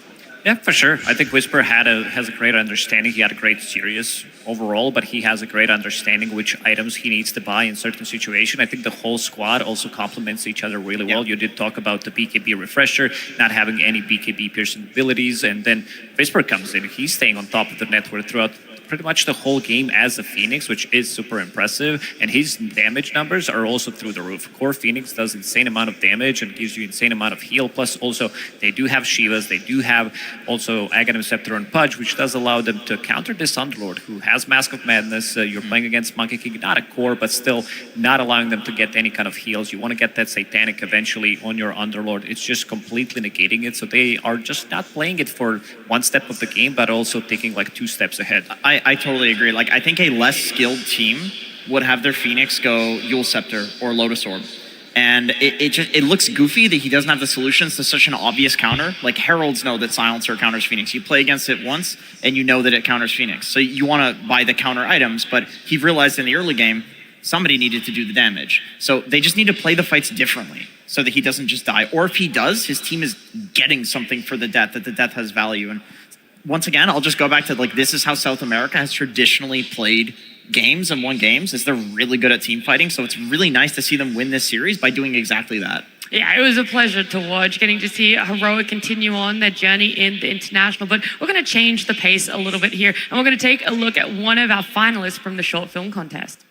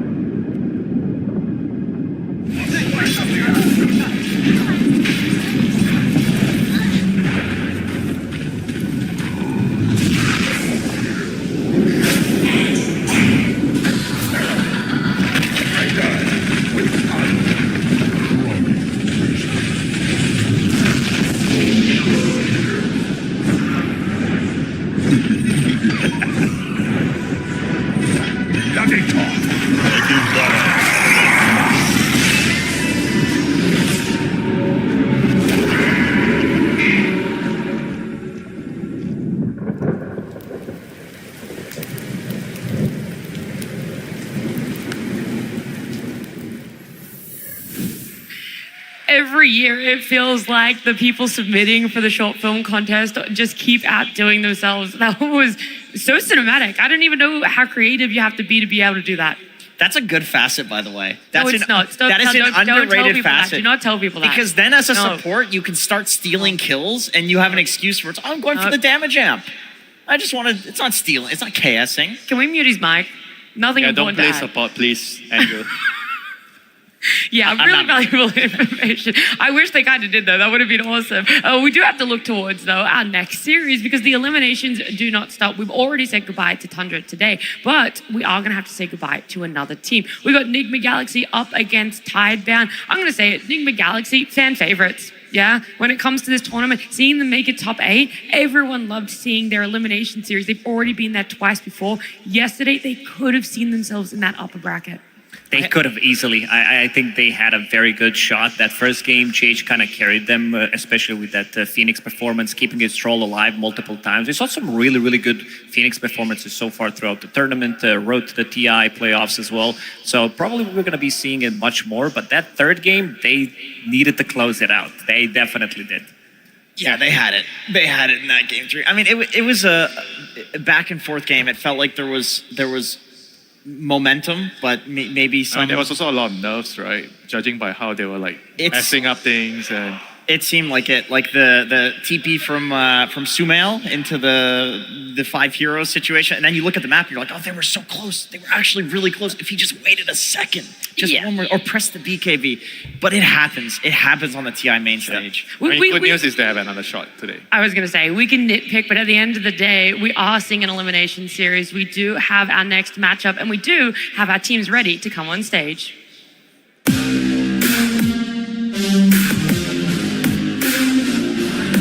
And we're back.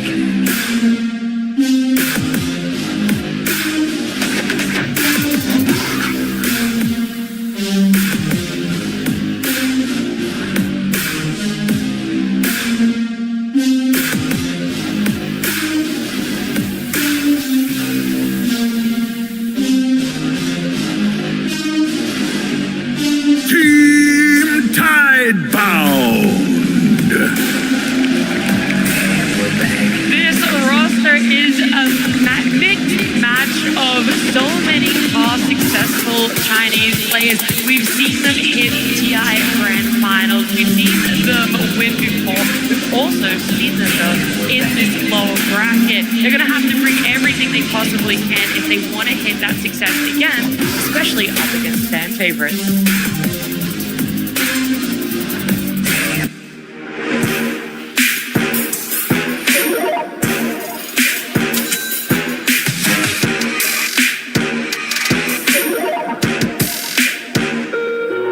Choose wisely and crush those responsible.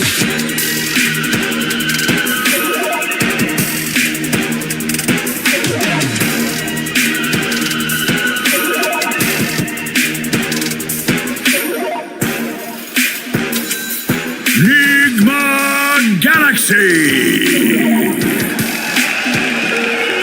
Choose wisely. Just how exactly are the stars aligned for these 5 players? So far, everything has been an uphill battle. Time after time have they had to prove themselves against tougher opponents.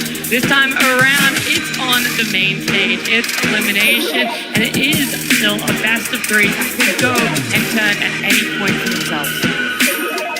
Yeah, once again, another really brutal series. I mean, that's all we're going to see here in the elimination games. You know, Team Nigma, they have Sumail, North American pride. You know, they have the 2 players, Noob and Omar, who they put the MENA region on the map.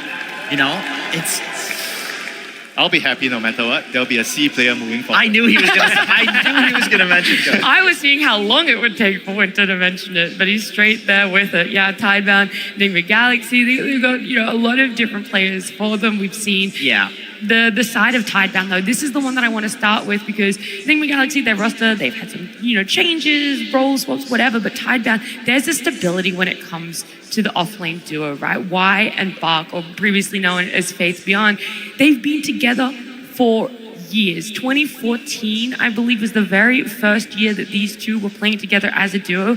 And the only time they took a break away from playing with each other was when Faith Beyond retired for the first time. Yeah, this is an iconic duo. They are truly bubbies of the world. They have the world record for the most wins together as a duo. 1,016 wins as a duo, as bubbies, with a 60% win rate. Just an incredible story. I mean, you can't mention Tidebound without mentioning wings. You know, they have a bunch of the wings players, and then they have some standout, Chinese players. The coach, Blink, he's Blink. also part of the Yeah, legendary they Wings they squad. have 3 out of 5 of wings. Yeah, very reminiscent of how much success they've been able to do. We're seeing there, as you said, Jenkins best of bubbies. So many games, and that's wins, right? That's how many games they've won, not played. So it's not a 60% win rate of 1,000 games. They won over 1,000 games together. And it's interesting because usually you see the duos and it's like a side lane duo. Whereas with Bach and Y, they're not always playing together in lane, right? This is like a position. You know how they're connected together? One is the captain and one is the offlane. You always have to keep your offlaner happy. This is true. This is true. And I think for Bach, friendship and trust and respect and all of these things matter a lot for him. Like, I know he's the type of player that if he likes something, he'll play it. He'll ask for it. You just ask him what he wants in the draft, and he'll perform with it. So I think that the trust layer to, playing with him for a long time definitely matters a lot when it comes to drafting him. I mean, it's the priority as well. I think he's one of the type of offlaners where he needs priority in a draft. Maybe if you talk about someone like Saberlight, he doesn't need as much priority. But I think for Bach or Fabian, he's a person that he's going to take a lot of space, a lot of farm. He wants the later picks. He wants to have the matchup advantage. So he needs to be prioritized. No, you're good, Jake. I think he often has the right idea, too. Like, I think he's an underrated person when it comes to developing the meta. People, there's a lot of new guys on the block, like the 9 classes of the world that are defining new meta stuff, but Bach was the first person that I saw go for Dominator on Centaur. He'll play Queen of Pain offlane before other people. He's still playing it, and honestly, I think this is quite an underrated hero. So he has very unique ideas on the game, and it's good to see a team around him that does trust him on those. Yeah, they have a lot of unique heroes as well that they do like to play. We're talking about, they love to play Timbersaw, even though this hero didn't still win a game. They're going to be playing Ogre, Juggernaut. Chinese teams, they love to run their Juggernaut as well, but nothing to say. Got to be careful about this guy. He loves his Primal Beast, he loves his Pango, he loves his Tinker. I would say that he has pretty similar hero pool like Malrine does. Like, he has a couple of specialty heroes that he loves to run from the mid lane, and he tends to be very explosive. I mean, not to mention they have like a position for A, right? Not everyone actually does it. So they have a bunch of unique heroes picked by them, and they have their own way of enabling those heroes. Yeah, and that was definitely something targeted towards Tidebound, was that ancient apparition that you talked about. But on the side of Enigma Galaxy, right, we talked about just how the longevity of Bach / Faith Beyond and Y has been in their careers together. The inverse is you have Noob and Omar. So they were a similar sort of story. They've been on past teams together, PSG Quest, all the way back at TI. What was that, 12 is where we saw them? But Noob was a mid laner back then, right? He's only been transitioning over to an off laner for about 1 year now, almost on the dot to the day. And now he's partnering with an ex-teammate. They are still in that lane together, still in the same team together. I would say Omar is like the really stable one. He always kind of delivers pretty similar to what other position 4s from the top teams are doing. Like, he's definitely up par with them in terms of the lane shenanigans if they want to play into unfavorable matchups as well. Noob, I would say, needed a little bit more time. It does happen when you're transitioning from the other role to the off lane as well. And I think he's in a really good spot right now. Very interesting player, and definitely expanded his hero pool, playing like 10 different heroes so far. And things are looking good for NGX. I agree. I think when the roster swap initially happened and Noob was switched to offlane, I don't think anybody with more than 2 brain cells didn't expect him to eventually do very well, because for the quest lineup, that entire roster was incredible. They were explosive onto the scene. So I think it was only a matter of time for Noob. He kind of started where he was transitioning some of his mid heroes to the offlane. We saw a lot of Snapfire offlane, which, by the way, he could still play. He could still pull that out. But then eventually he started learning the more traditional offlaners. But he still does pull out the mid. Style, I would say, when I first saw him, always felt like he's more towards like a team-based mid laner. Yes. But I feel like it might actually be better. Agreed. Here, initially I saw if he played an offlaner. And right now we can see him having success on the offlane. And there you go, the common heroes that they have. And you see some, like the A that I mentioned, is only for Tidebound. I don't remember or recalling anyone else doing like a position 4A in this tournament so far. Yeah, the interesting ones that are in common though, the Shaker and the Shadow Fiend, they're not surprising in any way of teams wanting to play them, but I'm just surprised how many times they're able to actually play it, right? And it's very even. Tidebound getting it 4 times for the Shaker, Enigma Galaxy 3. Same with SF, 3 for Tidebound, 2 for Enigma Galaxy there. So it's interesting where it's like, are these where their wins are coming from? Is it more actually the heroes on the unique side that they're finding that success with, and you might only need one of those more stable meta heroes? I think the distinct thing that you're going to see in the game and from the heroes just now that we saw is one team like Enigma Galaxy, they're going to be probably more focused on the mid laner. They're going to be playing around Exumir more, whereas for Tidebound, they're going to be playing more on the side lanes, right? Ensuring Bug gets a good start, then you try to play, get your Helm game going on or get the auras going on. So it'll be a very difference in style, coming to clash here. 100%, and I really do want to mention the Lone Druid. We have to talk about this. Oh, absolutely. Like, this was a big player in the previous series. I don't think either team, I mean, obviously, Nigma's thinking about it, but I don't think Tidebound is going to have watched the series last night and not have this on their mind as a potential... I mean, do you think he falls in the category of a Helm counter-ish hero? Like he kills the Helm creep or he deals with it? He can. He definitely can. We saw some early Aghanim Scepters coming out from him and Pure, I believe. So you can be anywhere on the map and be able to deal with that Helm of the Dominator, which is super annoying. Yeah, we could talk some more about this, but all I really want to do is give our audience our game 1. Team Tidebound versus Enigma Galaxy. Game 1. Yeah, another elimination. 1 already today. A second is going to happen in this best of 3. We didn't really talk about Tinker that much, right? That is something that P-Vision is a bit more synonymous with because it's going on something unique to carry, but you still have to worry about a nothing to say Tinker. It's going to be so dominant and heinous. And nobody likes talking about the hero. Nobody likes playing against the hero except for the person playing the hero. And this is a menace right now.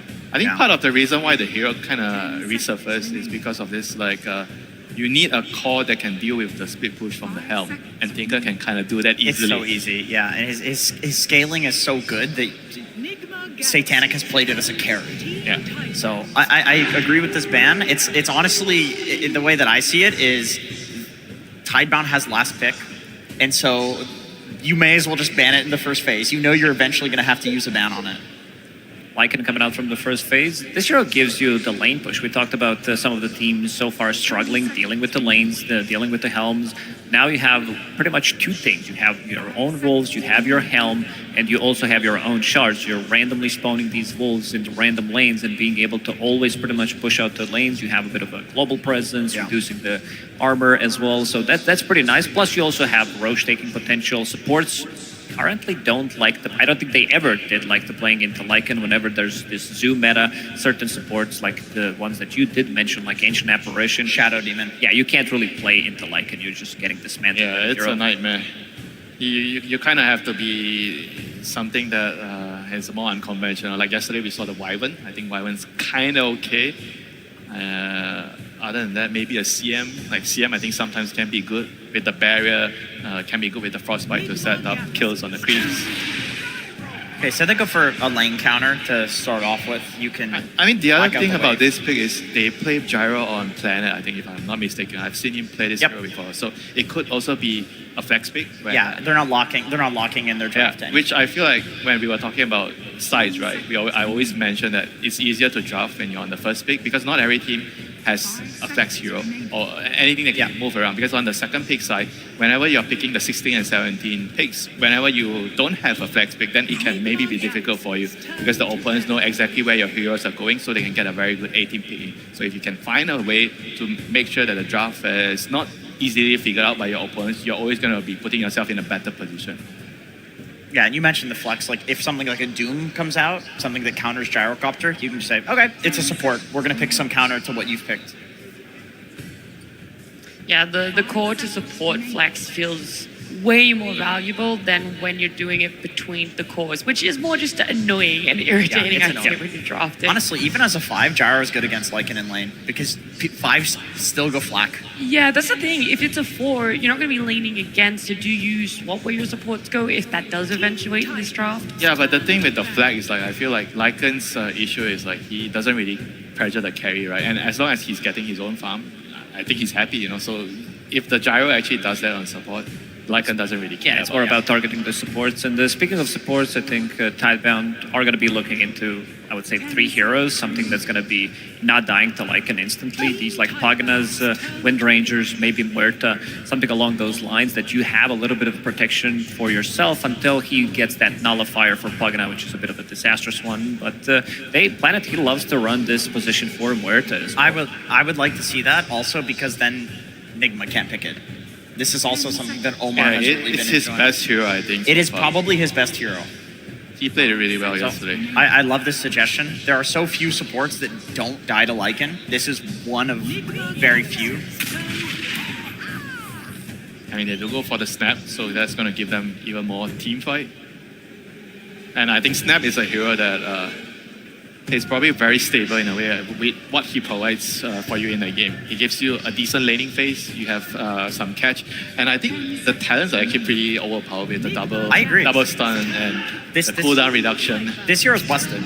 So they do take the Muerta. Otherwise, it was going to go back the other way. Most likely, but I'm now really liking the Mars. This hero is very popular, high pick rate, high win rate, I would say. It's One good of the for better both heroes teams. against Lycan. Your job to support, Bane doesn't like to play into it. You always have the combo with the Snapfire to pretty much be able to kill any hero on the map, but I'm also not the biggest fan of Muerta into Snapfire Gyrocopter. I think there's way too much magic damage that can be... But you're also good at cancelling It's a hits, block right? pick, yeah.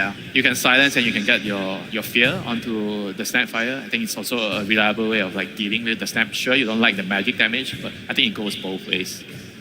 I would be utterly shocked if Mars doesn't come out here too, because I also feel like Gyro loves playing with the Mars. Clock kind of is good here too. Like if they want to run Gyro as a carry, Clockwork is pretty decent into Lycan, pretty decent into Bane. Same idea. You're like caging. You're basically anchoring the fight somewhere for all of this like ground targeted damage that they have. It helps the snap land her kiss. Yeah. There's definitely a lot of synergy here. As a support, very high valuable pick here for Team Tidebound if they're looking for a melee tank in the lane. But the downside of that is you're kind of stopping the Gyro from being a flex pick anymore if you do that. Another reason I like Mars plus Snap is because it's a lane you know will do fine against any counter. Like it's very hard to come up with something that can outlane that, and NGX has the last pick out of the phase, so you know that they're going to get something like real juicy. Oh, they go for the Shaker right away. It's a lot of team fight just between these two heroes, Snapfire plus Earthshaker. And I also love the fact that you can't invade enemy triangle. Eventually, Shaker's going to be getting his own farm. He's going to be getting those stacks. The first Echo Salami probably going to be used on the Ancients, and there's not much you can do about it. This is an S-tier Magic community game. There is so much magic damage on Tidebound, especially if they do end up picking a Mars. I could see... Lifestealer? You want Lifestealer. I could see Lifestealer. I mean, it does mean that NGX will lack a little bit of team fight, but... There's still 2 more picks to come out for Tidebound, right? They could change it a little bit here. They could. It's just these 3 heroes have so much magic damage. Yeah. So what they're doing here is they are moving the Earthshaker to the flex pick. So Earthshaker can go mid, can go off lane. So their whole draft can still be moved around. And the Silencer, is also a very good answer into the Bane. You can never grip if Silencer is alive. The only downside about the Silencer is he doesn't do anything against the Zoo, the Lycan. Yeah, he hates the Zoo. But, there's always the counter strat of if you're just sitting in the fountain and pressing R, the Lycan can't get you there. It makes me wonder, though, if you're kind of having this standoff between the Bane not really wanting to use ult until the Silence is down and Silencer holding it, which support is better at utilizing their other spells, offering more to a fighter? Silencer, but he's also playing into Lycan, which could force him to potentially use that global silence in a time where he doesn't really want to use it before he dies. So I think at this game it's going to be very important that he does hold potentially a buyback, because he can easily die in these type of engagements. And this is going to be Ghost heroes. He loves to play these late game carries. He's known to play, Troll. He's playing Lone Druid, Morphling, something that can really scale into the late game. And this is the elimination series. He wants to be the third carry, pretty much, yeah. 10 seconds remaining. I mean, they ban out the anti-mage. I'm expecting the Mars to also be I the think one you have following. to. You're playing against Medusa. You have to remove this hero. What are the other good answers to Dusa? I mean, Pango is one that people talk about, Diffusal Blade. Slark. Does anyone else build Diffusal Blade as naturally as Pain? I honestly, I don't think Gyro Diffusal is bad against Dusa. I think this is what you go. But sometimes it can be a bait. So if you go diffuser and you're not really winning the fights, then it can be bad for that hero. I'm a big believer in it because I think Disperser is also really good against Medusa. I mean, there's also another hero. Like if they want to pick an offlaner, there's Lux here. You copy the Medusa. You don't have to buy diffuser, but you copy her. Yeah, that's a great call. I mean, getting the Lycan auras as well by getting a wall illusion of him, also very strong. I mean, this would be so much wombo combo if they did Darkseer. I mean, I think there's too many heroes to ban. They probably are going to be leaning towards banning the Mars. The anti-mage is a Mars ban, and Mars is probably the second top tier ban. So something is going to be let through. Yeah. 5 seconds remaining. Yep, still looks like a good Mars game. I mean, I don't think this is by any means a completely free Medusa game. Yeah, so they actually choose to not let go of the Darkseer, so Mars is still in the table. I mean, could they actually pick the Mars themselves to block it? Well, is there any way they can do it? Run the Lycan mid, I guess. Or the Mars mid. Or the Mars mid.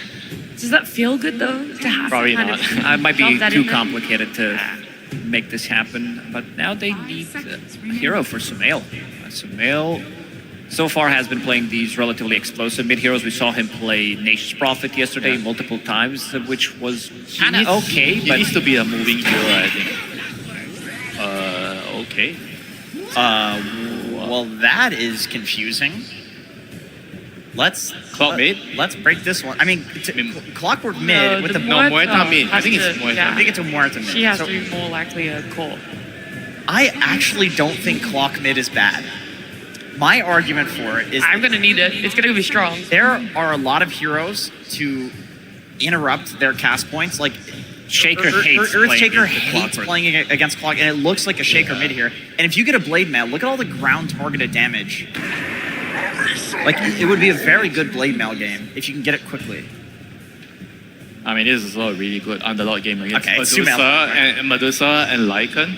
Yeah, Sumail's playing It's them still very interesting. I think in lane it should do very well against an Earthshaker, right? Yeah, with the silence and everything else. But I also feel like because they are running Muerta mid, it means that Clockwork is going to be laning into silence. So this is one of Clock's favorite matchups in the lane. You can easily catch him out or force him to use Global in a bad situation.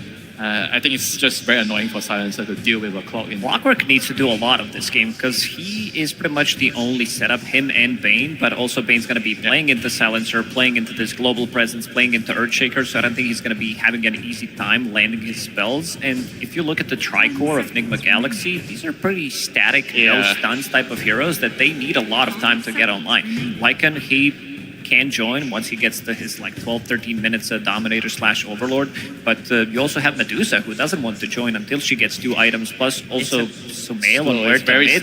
It's a bit greedy. It's a bit greedy with supports that feel kind of countered. You have the Cookie to get out of the cogs, you have the Global Sounds to cancel. Yeah, but it depends on how you look at it as well. I think the Clock also counters the Snap and the Silencer. You hope you force the Global or you cancel the Kiss. That's it can go either way. I do want to mention the Underlord a bit because this is a great Crimson Guard pipe builder, which people Medusa consider Lycan. a counter to Medusa because no matter what build you go, magic or physical, he counters both. Until you get Nullifier. Nullifier is going to be a very key item. This is true. Okay. And is it also seeing the Underlord going back to a position 3 compared to last series where we saw it as a carry that you also like a bit more? You can go for those auras, you can be more just for the team fight It's very normal. I think against Medusa, you always want a Crimson Guard, even if she goes for magic build. If she goes for magic build, you need a pipe. Name a hero in Dota that wants to build Crimson Pipe that's not Darkseer. It's Underlord. Centaur. No, you forgot about the Dominator. All right. Centaur would have been good as well. Yeah. It was banned, first phase. Yeah, of course. So that's why we were sort of seeing the Underlord there. You guys, it's elimination. We've got to get some final thoughts though for game number 1. A team. Because you can hear a lot of people cheering for both sides of Tidebound on Nigma Galaxy. Tidebound. I'm going to go with Tidebound on this one as well. I think I'm afraid of the audience, so I'm going to go with Tidebound as well. You're afraid of the audience. I love it. Let's see, though, what exactly our coach and Tsunami have to say about the draft. Thank you very much. I am joined by Kuroki of Enigma Galaxy, who is deciding to put on a show for us because Sumail Muerta mid. This is not a flex I've seen from you guys before. What's the reason? Well, it's Sumail. He does whatever he wants, whenever he wants. So, You leave him unchained and he's gonna do work. But you guys have been running experiments though. Even yesterday we saw the Nature's Prophet experiment. So this theory, Muerta being flexed at the last second, you think it's gonna be able to trip up Tidebound? we're very confident. We've practiced it quite a lot. And I believe in my guys' abilities. But at the end of the day, we are here to enjoy the games and we hope to inspire you guys. The inspiration is here for sure, my man. But in addition to enjoying the games, we get to enjoy the games. I don't know how much you get to enjoy the games because these have to be incredibly stressful experiences. I was watching yesterday. I was on the edge of my seat the entire time. What's it like as a coach witnessing your boys playing on stage? I'm chilling, to be honest. But yeah, I'm just having fun and yeah. Barclays Arena, are you ready to have some fun as well? Then let's get the game started. Good luck, Kuroki. All right, into game number 1 between Tidebound and NGX. Kuro very, very chill as always, Cinderin. And we'll see if he's chill after this game number 1, because this should be a doozy. Tidebound and NGX find themselves very early in this lower bracket here at TI. Yeah, if there's one thing you want to have as your coach when you're getting into these like high stakes games, it's definitely someone who can keep a calm. That was quick. head. Omar first blooding Y. Good start for NGX. Go ahead, Cinderin. Sorry to interrupt. I think it's a very healthy sign for Enigma Galaxy that Kuro is as relaxed as he is, because we've had many teams throughout TI's history that talk about how you perform your best when the pressure is off. Yeah. I think at this point for maybe NGX themselves even, you might have already exceeded expectations a little bit. You had an interview with... Oh, hang on. He's in quite a bit of trouble. Omar is going to make his way over, but it's too late. Last right click is enough for Shiro to bring down Noob. Go ahead and continue your point. Yes. I don't see how many kills we get in the meantime. Well, it's a good start, isn't it? We had an interview with GH in the Road to the International. He was talking about they enter with no expectations because they feel like they will perform better without the pressure. And in reality, this year has been very turbulent for this organization, right? It's been a mixed bag, and so have the previous ones. So I think they're just really enjoying themselves and feeling the moment, and that's kind of what Kuro was hinting at in the interview as well, right? We're out there, we're going to play our best and have fun and enjoy it. And a lot of teams have made crazy runs with that mentality.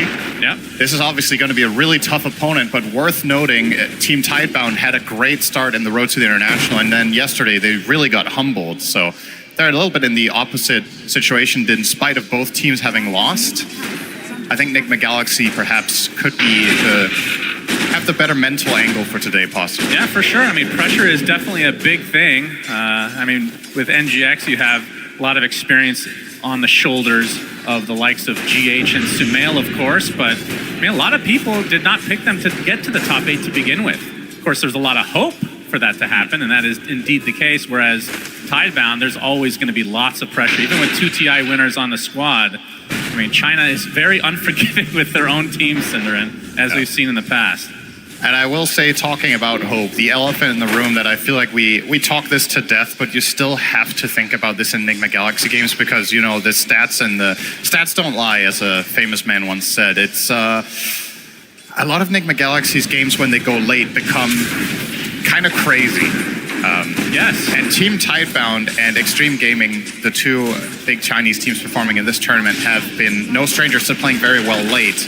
Enigma Galaxy's Achilles heel. Ollie right on top of Baka. We're fighting for this Lotus, and that's the death of Faith Beyond Planet now on the run as both Ghost and GH will pursue. It's going to be close with this last right click as GH doesn't have brain sap up for a while, so they won't get that second kill, but already off to a very good start. Yep. And of course, securing the Lotuses when you have a Medusa on your team, extremely important. Yeah, it's arguably the best Lotus hero in the entire game. So even the early ones that aren't as powerful are just extremely powerful. And Medusa, it's way more EHP for her than other heroes. So a nice grab for them and a good start. This Bane Medusa lane, definitely one of the better lane matchups you can have against Underlord. In spite of him being the last pick, he's not picked as a counter to the lane. He's picked more in the broader sense on a macro level. But I don't see any reason why Ghost wouldn't just keep farming up a Storm here. And his carry matchup against Gyro is also good. on the Dusa. The bigger question I have revolves around the team fighting capabilities of the two lineups, because what we've seen in this tournament a lot is that games go longer. On the main stage, they've actually, ironically, kind of been shorter on average than they were in the first stage. But if this game goes down the distance, how are Enigma Galaxy going to structure their team fights? They don't really have any key team fight abilities versus a lineup that has Global Silence, Echo Slam, Flak Cannon, everything Underlord brings to the table with auras. They're decked out for that playstyle, whereas Enigma Galaxy is a lot more skirmish heavy, but then you still have the Medusa. A little bit of a mixed bag in my opinion. Yeah,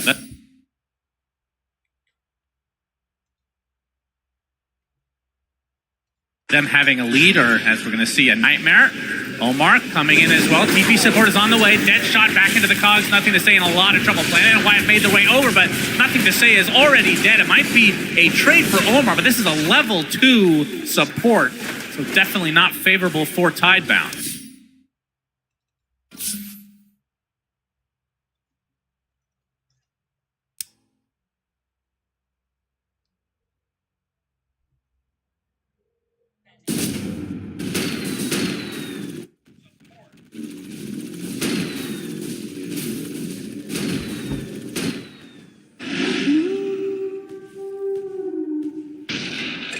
Way over, but Nothing to Say is already dead. It might be a trade for Omar, but this is a level 2 support, so definitely not favorable for Tidebound. Really cool combination there. The cogs and Deadshot forcing the enemy hero into that cog knockback.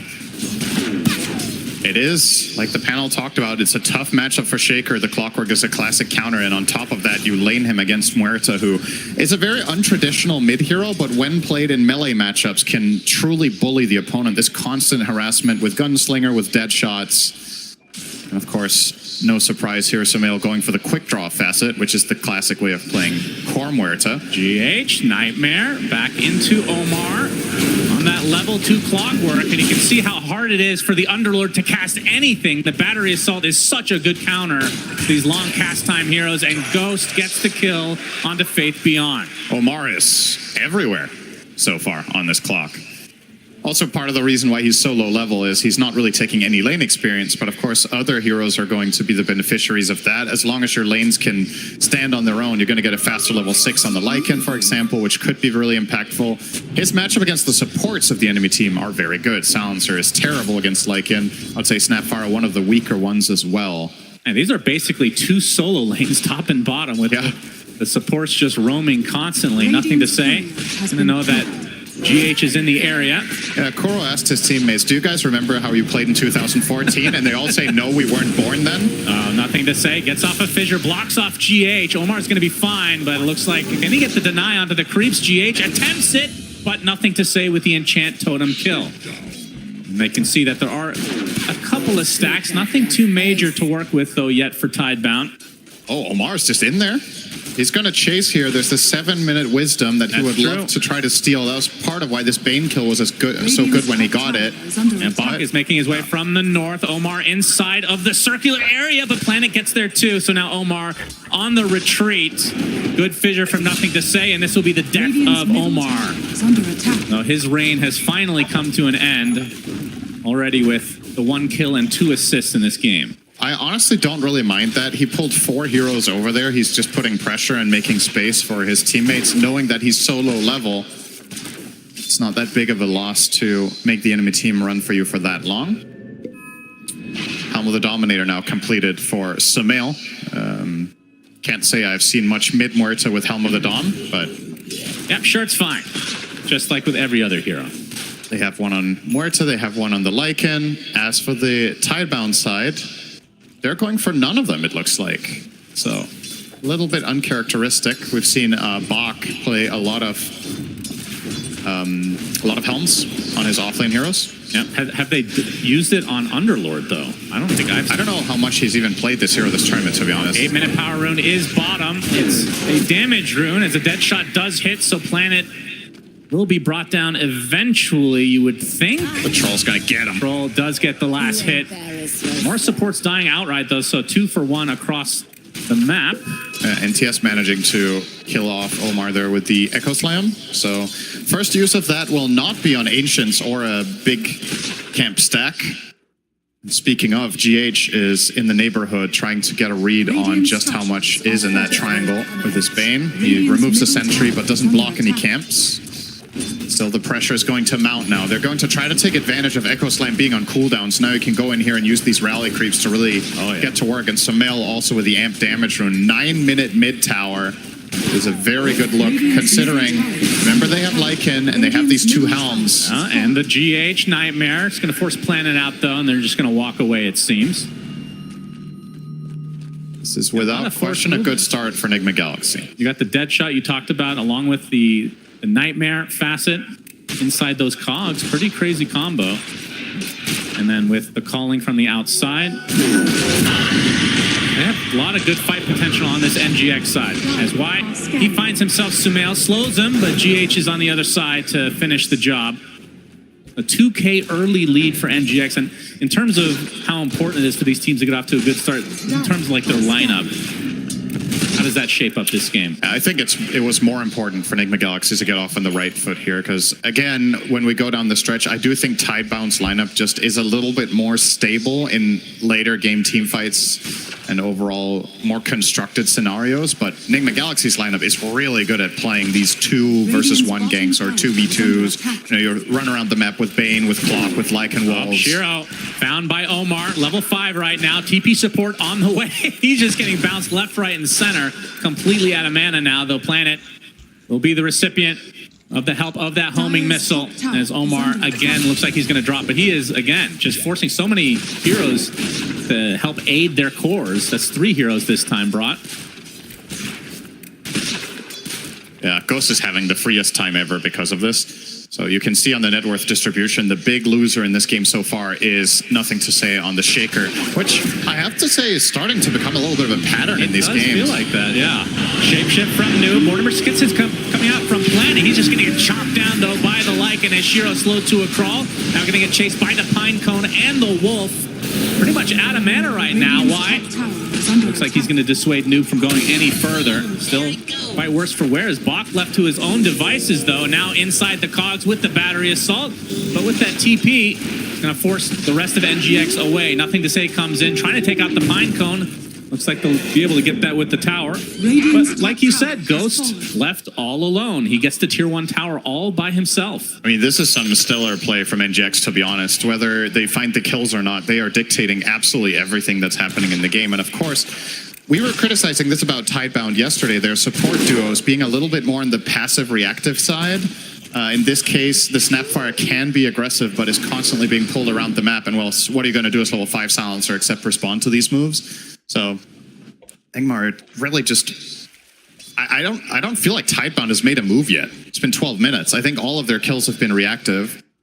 And if Enigma Galaxy can keep this pace up, they're on the way to a very chunky lead. They've only taken the top and mid tower. Bottom tower is usually the easier one to get, and they still can claim that. Of course, Ghost is just farming up a storm. And my question with this Shaker is, when are we going to see something big here? Well, he just got his blink, so that might be the timing, but he gets Nightmare before it's delivered. Sumail there, Fiend's Grip applied. The silence is actually going to prevent the cookie from coming out, so that's a pretty long Fiend's Grip. Has Nothing to Say, tries to run away. More reinforcements, though, arrive for Tidebound, and there's the blink reveal with the Echo Slam from Nothing to Say. Sumail is still living, though. Called out, not even going to clip him. He is getting a little bit low, but does find the distance, finds an illusion rune in addition. In some way, somehow, nobody dies other than the tomato, and tomatoes are real people, of course. That is a very bad blink reveal for Shaker. That is not what you're hoping for.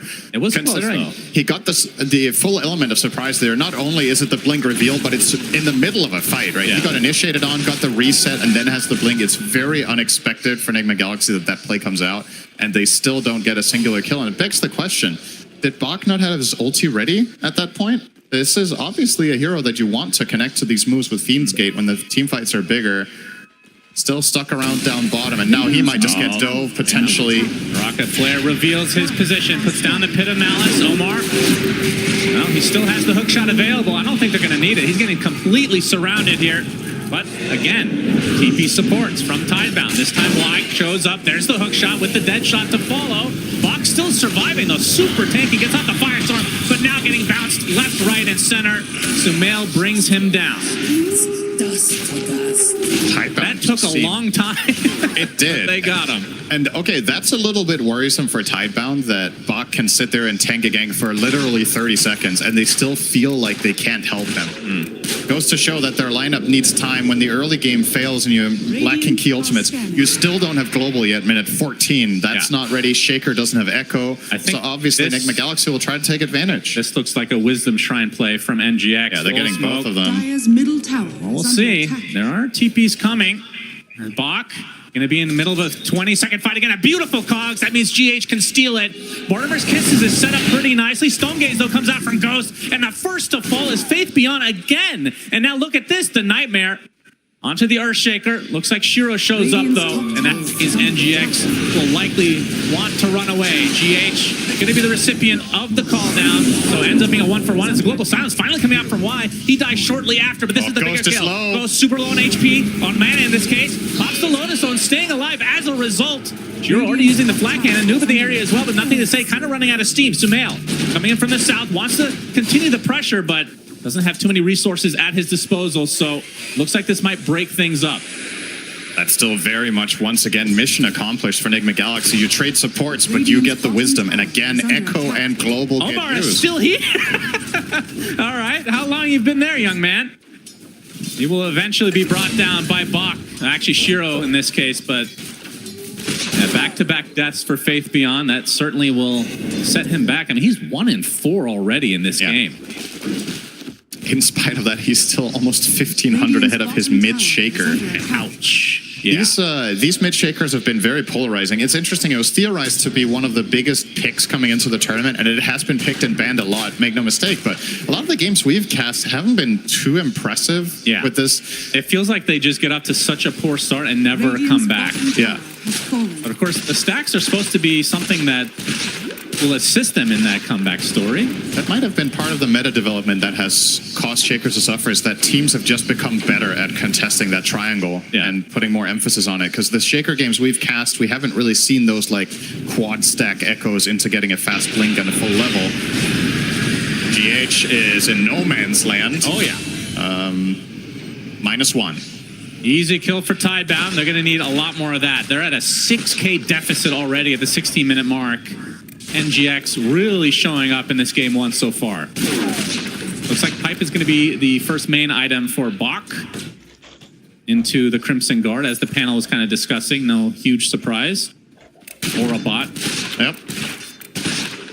That is going to be the key moment in this game for Tidebound, is can you find that stabilizing team fight when you hit a timing? Because in reality, they haven't hit a timing at all. I think the only possible opportunity was the Shaker Blink, but as we've already established, that fell flat. Yeah.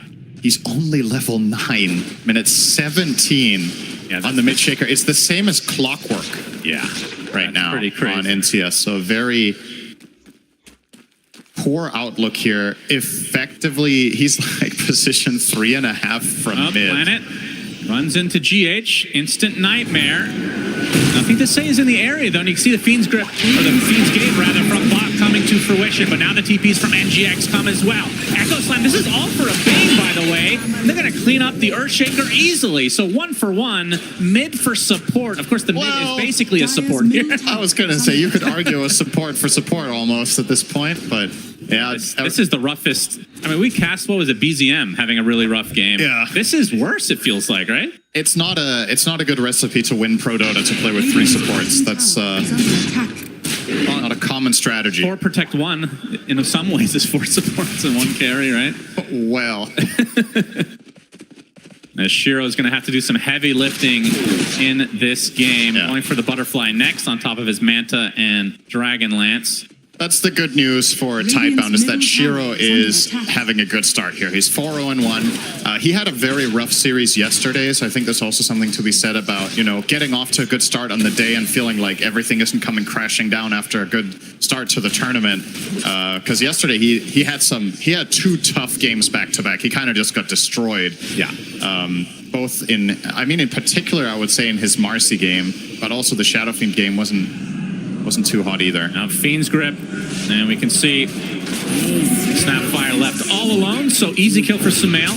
And NGX continuing to increase their lead. Y is spotted, again taken out in turn. So 2 support kills extremely quickly for NGX. And the question is, are they actually going to go for Roche? Ghost is extremely close to Butterfly as well. That is a huge power spike for Medusas. He's even pierced the veil pop from Sumail to try to take out the Roche as quick as possible.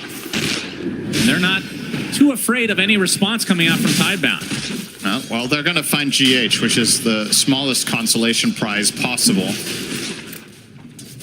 They will do so. All the way at their own base. Yeah, that's going to be a Roche. So Roche number 1 for NGX looking really, really good here. You could potentially make a case for sieging high ground minute 20 this game. I know that sounds unbelievable in this patch and what we've seen so far in this After the Tormentor, I'm sure. But you have Manta, Butter, and Aegis minute 19, which is an insane timing. Yeah, this is going to be super hard to contest. You can at least pick whatever objective you want outside of the enemy base, and it's yours. I just don't see Tidebound standing a chance. So you can take every tower or Tormentor by grouping up. Then the question is, if you're grouping up 5 heroes, can Tidebound beat you on economy by just playing the map more efficiently while you group up? So you got to be careful not to be too slow moving as a unit. And for the time being, Nigma Galaxy don't really seem to be pressing much of the map. They just want to keep farming, which is also okay. They don't have to use the Aegis immediately, but I do think it would be a mistake to just let it expire without forcing anything. And it looks like Ghost is already approaching his first target, the top tier 2 tower. Yep, likely go for the tier 2, and then, I mean, maybe you poke a bit, force a fortification, and then go for the Tormentor. It's just plenty of time on this Aegis. I mean, the more you look at this, the better this Medusa hero is in this game, right? The last pick of Tidebound, the Underlord, does no damage to her because Firestorm's percentage-based damage is irrelevant against Deuce's bad HP pool. Yeah. So I'm kind of questioning this choice. I understand you want the auras, but do the pros outweigh the cons of Deuce was the primary problem that Nigma presented in that second phase, and I feel like you did not solve it at all. You have no single target damage, you have no mana burn. Who's going to stop Ghost when he gets his next item? Yep, GH will get the shard. They don't even need to group up to take the Tormentor, so this is also a tier 2 for NGX. Yep. I mean, this is more of a Thompson thing, I guess, from back in the day. Is there any consideration for Diffusal on Gyro? I think he has to buy it eventually, because otherwise I just don't see them killing Dusa, but not yet. I mean, when you say eventually, how much time are they going to give you? Exactly, yeah. That's the question here.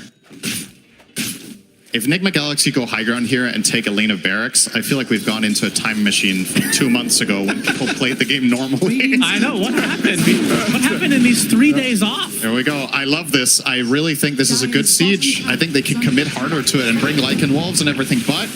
Yeah, they find a little tasty snack in the form of Planet. Even uses Pierce the Veil to get that kill. Planet with a rare sight here, 6 items in his stash. I don't think I've ever seen that before. Huh. He has a full solar. He just hasn't picked up the power, except the energy booster. He must have panic buyed right before he died then, huh? I mean, he did AFK after getting nightmares. He was just mashing his quick buy button. It happens to the best of us. As Ghost gonna get some pressure applied to him. A call down his place. He's gonna be A-okay though. Obviously, he was still with 2 minutes on that Aegis. So it looks like their strat is to go for all the tier 2s. Yeah. I mean, 2 or 3 tier 2s and Tormentor for the first Aegis is, in the average game, a very good result. Also, a little poke damage on the top tier 3. He got about a quarter of that on his own on Ghost. And yeah, this mid tower, not long for this world. Shiro's trying to be annoying, but that's all he'll do. Has fallen. I really like this first pickup on Clockwork of buying Force Staff, by the way. We've seen different builds. Force Staff is just exceptionally good against Underlord. It's good against Snapfire and Shaker. The enemy team is creating debris for you to cross, and Clockwork with this can do it for a teammate. You might even see him buy the shard, potentially later for himself too, for even more ability to traverse terrain. Well, this is quite the expedition for Y. He's certainly aware of Noob's general presence, puts down a couple nice wards. Only question is, will he be spotted at some point? No, we'll be able to TP out, so some good vision now. See if they're able to use that in the coming minutes. As again, the lead just continues to grow. This is not one of those games where you get an Aegis and it kind of plateaus, which has felt like it's happened a couple, like maybe more games than we're used to seeing in the earlier games that we have cast. But this time around, NGX continuing to expand. Yeah, and they're going to finish this bot lane as well. I think even if the Aegis expires, they're still going to try to commit for this tower. But of course, the dream would be to not get into that situation. You've got 25 seconds. There is a glyph. Yep. Tidebound are thinking about it this time. They sure are. It's a little bit more of a commitment as Shiro will burn about half the mana from Ghost, even more now. Butterfly online for Shiro. 12 seconds. Keep an eye on the timer here. And yeah, Ghost will respect it. So they do defend. So 2.5 towers, a Tormentor, and a quarter of a tier 3 is what Ghost will get in this 5-minute period. Not too shabby. Yeah. Almost has Scotty as well. Dire's middle tower. That's pretty good. Not too bad farming. You can see Tidebound. Yep, they're going to try to do something. Nice dead shot on the smoke target. Sumail didn't even see him. This is one of those moments where you go, I was here, Shannon. They're making a move on Tidebound. We were here to witness Tidebound moving as a unit in smoke. Their creeps are killing all of the neutrals in the meantime, as finally Tidebound is revealed and they find absolutely nothing. This is what I bought the postcard for. That was really uninteresting to write home about. All right, nothing to say is back to farming. Yep, doing his best. He'll have BKB relatively shortly, so just a recipe away at this point. That's still so far behind. Oh, they're going to try again. All right, through the gate. So Bach is queuing up Aghanims now on the Underlord. We both love to see that. Of course, coolest when you've got the Gleipnir. Oh, this was scanned out. Noob. Oh, that's a very, very good read. This might be 2 smokes in a row kind of waste, although Noob, he popped his ult. Inside the Pit of Malice, though. Reinforcements are going to arrive pretty shortly, but the Global Silence comes out, and the Mortimer's Kisses destroy him. But incoming Sumail with the BKB pierce the veil. First to fall is the Snapfire. You can see the Fiend's grip onto the Gyrocopter. Do they have the damage? They have the lockdown. They have everything. This is not even remotely close. And now the Underlord inside of that Nightmare, inside his own Pit of Malice, just getting kited to a high degree. They lose the Lycan to start the fight, but they can 4 straight kills right after. Nothing to say had no play there. He got caught by the clockwork, and he was just... He echoed the clock and tried to cast Fissure 7 times in a row. And then he died. Look at the battery assault. Yeah, he kept trying.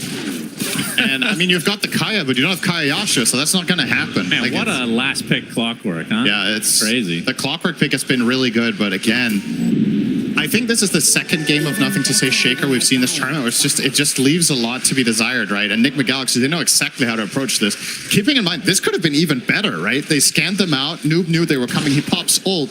If he's a little bit further right here, he might not even get caught to begin with. And that could have just been a clean sweep. At the very least for Tidebound, they get a little bit of a trade, but keep an eye on the Shaker here in the top left. So Nothing to Say comes through the gate immediately into the calling, gets hookshot up there. Now you're not going to see the rest on camera, but trust me when I say he did nothing, and his health is just falling by the minute. I trust you, Cinderin. I take it back. He did echo the clockwork. He did 200 damage. Okay. Technically incorrect, but effectively correct. A 4 for 1. NGX 16K lead. This is starting to look quite insurmountable. So what can Tidebound do to get back in this game? Is it just a high ground defense type of deal? Do you have to contest second Roche? There's a couple of things I think they can do still, or that they especially could have done better. Hook shot. Hang on. And they find Planet. That shot misses, but they have the damage nonetheless. Doesn't matter, yeah. It's too much damage. Fire onto Shiro. Good Manta, though. They have to have better formation. I think the way Nothing to Say arrived into that fight is just a no-go. You cannot have Shaker arrive into the center of the fight. The gate has to be placed more on the left if you want him to come in through the gate. Otherwise, he needs to be there at the beginning of the fight off to the side to avoid the clockwork. Aside from that, obviously key items coming up. This Shaker BKB will potentially finally allow him to do something. Gyro Satanic will help as well. Shiro can be, as much as we've talked about Enigma Galaxy not having or Medusa being almost unkillable with single target damage, a Gyro Satanic is also tough to bring down for the NGX side. They don't have that overwhelming single target damage just yet. Sumail will get there. Right now, the hard hitter on one target is actually Lycan. As I say, that Dusa almost has MKB, so maybe not. Yeah, we haven't even talked Ghost is about just ahead by a full item. Yeah, absolutely. This is, I mean, Medusa is one of those carries. Feels like you can almost 1v5 in the late stages of the game. And with that MKB relatively shortly coming online, takes Ghost to the next level. Second Roche is available. Does NGX feel confident going for it without a pickoff first is the question. Because fighting against Tidebound in the pit is a bit of a scary proposition. And again, potential pickoff on the planet. Hook shot to start things out, and now slow to a crawl with that Scotty from Ghost. Another easy pickoff for the NGX side. I think that's enough to go Roche. Like, just having any hero out of play makes this extremely difficult for Tidebound side. And this is actually one of the more important Roshan pit fighting heroes, because Clockwork is going to have his eyes set on Shaker the whole time, so Snapfire is the one who actually gets to cast her ults reliably. With her in the grave, Tidebound just have to concede another objective. And this one surely means a high ground. This is a high ground Aegis, without question. 20k lead. Dusa almost fully decked out. Gonna swap out his Falcon Blade for this Aegis, so technically for an Aegis push, he could replace the treads into another item. He's queuing up BKB here on Ghost. Thought maybe we would see something even more hard-hitting to try to finish the job, like Rapier or Daedalus. A little surprising going that defensive, but... If he wants a defensive item, you could make a really good case for Pike here, I think. GH gonna force out the Fiend's Gate. Nothing to say, blocks off GH, but a nice force step onto the other side. Hook shot from Omar. Looks like they're gonna find the Silencer. Why is dead before he'd be able to get off Global Silence. Attempting to go through his own gate. Block. Not gonna happen. Pops the Crimson, dies right after. Just feels like there is no opening for Tidebound. If they want to take fights, they have to bring the gyro. I just think skirmishes like this are not possible. You're maybe a little bit naive to try to think you can kill GH there. He's got Force Staff, Lens, Essence Ring, and you didn't global. So then the full Fiend script comes out onto the Underlord as well. Just very easy and good response, and very quick responses too from the side of Enigma Galaxy. Oh, they see nothing to say. The Wolves have spotted him. He's gonna pop the BKB and just get crit. My goodness. You talked about the BKB being picked up. That is not what he had in mind. That's also not what he bought it for. Ooh. I don't think he bought BKB to counter the Lycan. He popped it anyway. Yeah, that's what... and now the Roche banner placed, and the high ground attempt is here for NGX. What can Tidebound do? Earthshaker down for 30 seconds. He has buyback and Echo Slam, but you might have to just concede an entire lane here. This is so difficult for Shiro to contest the Dusa with all the backup sitting behind. Yep, Crimson is popped, so that's gonna prevent some damage coming out from the Medusa, but eventually it'll wear out. 10 seconds away from nothing to say, getting back in the game. But still, Ghost literally all alone on the high ground, and they can't do anything against him. Shiro already at half HP. They have to force the fortification.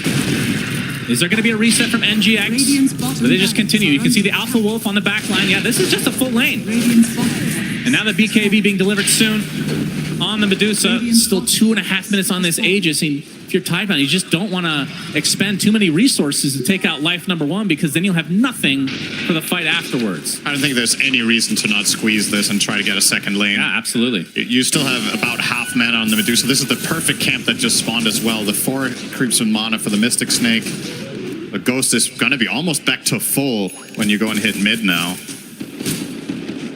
Oh, as you said, the BKB for Omar. My goodness. Overclocking. GH, another target found, potentially. Yep. And this is going to be a volley into a kill.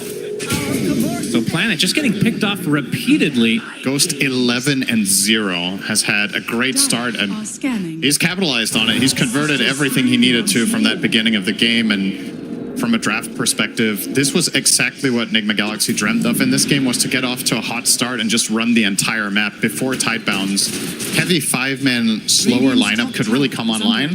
If so far in 33 minutes, they've barely got to play their heroes, and that's been a rare sight in this tournament, that a team has been destroyed this hard, this early, and been unable to find at least some sort of rebuttal. It's just been nothing. And this is going to be a tier 3, still a minute and a half on the Aegis, so Ghost and company will certainly push the envelope to try to get this second lane. Will Tidebound try to do something, or will this just be another free set of barracks? Radiant structures are That's going to be the last fortification for quite a while on Tidebound's side. It's a 27k lead for NGX. There's still a full minute on this Aegis. And once this Aegis is out, that BKB just takes its place. And this is a second lane for NGX. Uncontested as Tidebound. I mean, is there a power spike incoming? Looks like they're going to smoke up and try to surprise them. I doubt they want to go for the Medusa first. She's going to be spotted. Try to wrap around to their own triangle potentially. Sumail could be a good target. With the smoke on the other side for NGX, Omar's going to pop it. Overclock in place, into the hook shot. The silencer stuck in place. You'll be able to get off the global silence. No! The silencer dead right off the bat. And you can see, nothing to say does kill off Omar, but now he's going to get chased by Noob as Shiro, full grip on the sideline. Lots of right-click damage from Noob as the GGs come out. NGX just absolutely stomped Tidebound in game one. Wow, that was not even remotely close. And we were talking about this at the beginning of the game. Who is going to bounce back best from their loss yesterday? Enigma Galaxy had the closer series, had more signs of... I feel like Omar completely carried that early game, but either way, we go to the panel as NGX up 1-0 in this best of 3. Yeah, an elimination of best of 3. One game up is definitely where you want to be. All the fans maybe sighing a little bit of relief here, but I like what Sim said. It feels like Enigma Galaxy aren't really feeling the same sort of pressure. They're coming in.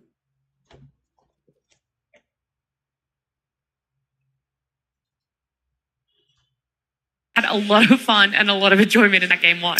Yeah, we thought maybe he was hiding strats with the interview. It's like, oh, that's why he's saying Yeah, it's just no, that's Kuro being actually Kuro. the strat. He was being serious. Like, Sumail just wants what he wants. He's going to trust him and give it to him. He's going to try to play what he wants no matter what.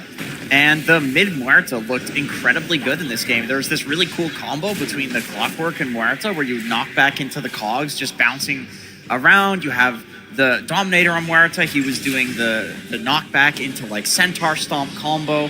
Like, there was a lot of really cool tech that Enigma was doing in this game, and I think the only reason they can do it is because they're playing loose. Yeah, and also the fact that I really like Cinderin mentioning the support duo, which I feel like played a huge role here, because in the early game, the Earthshaker kind of got bullied by the Muerta, but then after he got bullied, he didn't really have strong enough support to kind of help him fight around the mid lane, protect his stacks, get runes. Because if you think about it, Silencer and Snapfire, when they run into Clock and Bane, they are not going to be able to fight them. They're just weaker heroes in general, or lower damage, you know. So they lost a lot of the early control in the first 10 minutes because their support duo is just way weaker than what NGX had. And that's why I kept suggesting that Clockwork could have been good for them during the 16-17 when they had the gyro. I thought it would work for them because it also could do what the Silencer do, which is to counter the Bane in the team fight. They picked the overall last 23rd pick coming up from NGX, and he did so much. Like, Earthshaker didn't get the chance to play the game. It's so annoying. It's one of the old school classic counters in Dota that Shaker can't really use his abilities, and he had his number throughout the whole game. But I also got to give credit to the GH. His positioning on this Bane has been amazing. He got like 4 or 5 full duration grips in multiple fights, which is pretty insane to think about. You're playing against Silencer, that's playing against Snapfire, you're playing against like multiple tools that can potentially stop your grip from going off, and he's positioning. Like, there's a reason why GH right now is in top 10 on EU leaderboards. I will be honest and say that, like, I've personally tried Bane, seeing the pros playing it. I just didn't fully understand it until, like, watching this game and why the win rate is so high. But to me, it seems like these good Banes, like GH, will walk around and just be positioned somewhere annoying. They're not necessarily looking for a kill, but GH was scouting the stacks. He was walking in and using Nightmare and then walking somebody out of a tower. And there wasn't even heroes there to help him. It was just like, I'm going to poke you, so you TP react. And if you don't, then potentially you're going to get killed. So there's this like bluff that's happening constantly on the map, this pressure that he's applying constantly on the map by just being in annoying places. I mean, it's the repositioning, I think, because the old Bane, you couldn't do that. You go up, you sleep someone, people could tell whether they should TP or not. Yeah, the threat is bigger now. Yeah, when you're moving them, it's hard to know whether you should TP. And then what if you didn't TP, he dies? It's hard to decide on the moment. Yeah. So the support's just doing a lot on the side of Enigma Galaxy. And that was that argument that you guys were having. It's like, yes, we see so much coming out of Tidebound when it comes to the team fights. It feels like their item progression is just very straightforward. But yeah, the clock was just such a big undoing for it. The Bane as well there. And it's very easy then to look at the cores and be like, well, you had a mid laner and a carry that went deathless. So there's also praises to be sung there, but you're not having as good of a game if you're not having that impact on the support. Yeah, I mean, it's the trifecta, the mid hero and the two supports. So every time when you talk about just the two supports, you also need to talk about what mid hero you're pairing with the supports, right? So you kind of need to enable each other. If you need more of like a range support, or you need about a more melee support, for example, or even the duo right here, with the Snap and Silencer, they kind of feel like they don't really complement each other enough. They feel like they are overlapping in roles in some way where they stand behind and they cast their spells, and they don't really contribute other things, in the game. Yeah, we're looking at the earlier part of this one, because Winter talks about it. How do you pair a mid hero with this? Sumail on the mid. Whilst we'll look at the stats at the end of the game, you're like, yeah, he had a great game. Everything for him was fantastic. It definitely was, but this is a fight where he comes in with amplified damage, Helm of the Dominator. I think this item makes any mid hero viable. Like we saw Spectre being viable, we saw Faceless Void becoming more popular, but it does allow him to play his own type of a game. I was a little worried that he's not going to be, if you're pretty much building into the standard stuff coming out from mid-Muerta, if you're going for, Mjolnir, you're pretty much becoming another Medusa, but he found a way to be able to be more active, pick up that Dominator, and then go for the Witchblade as well, having a bit of a mixed damage as well, but be very annoying on the map.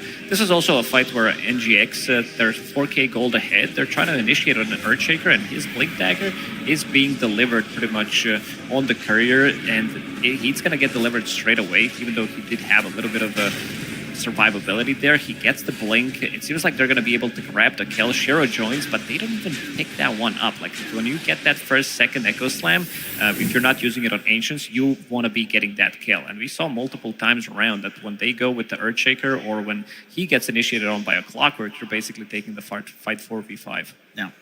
I think anytime a game like this is snowballing so hard, it's almost always like down to the supports. It's like, how are those first rune rotations going? Like, when these heroes are actually connecting together. And I would definitely agree that when I look at the trios for Tidebound, I'm like, who are the three heroes that are supposed to play together? Like, Underlord in the supports, Earthshaker in the supports. His game was kind of rough. Like, we saw the Blink Dagger play, but the moment that doesn't connect, like, this is the moment for you.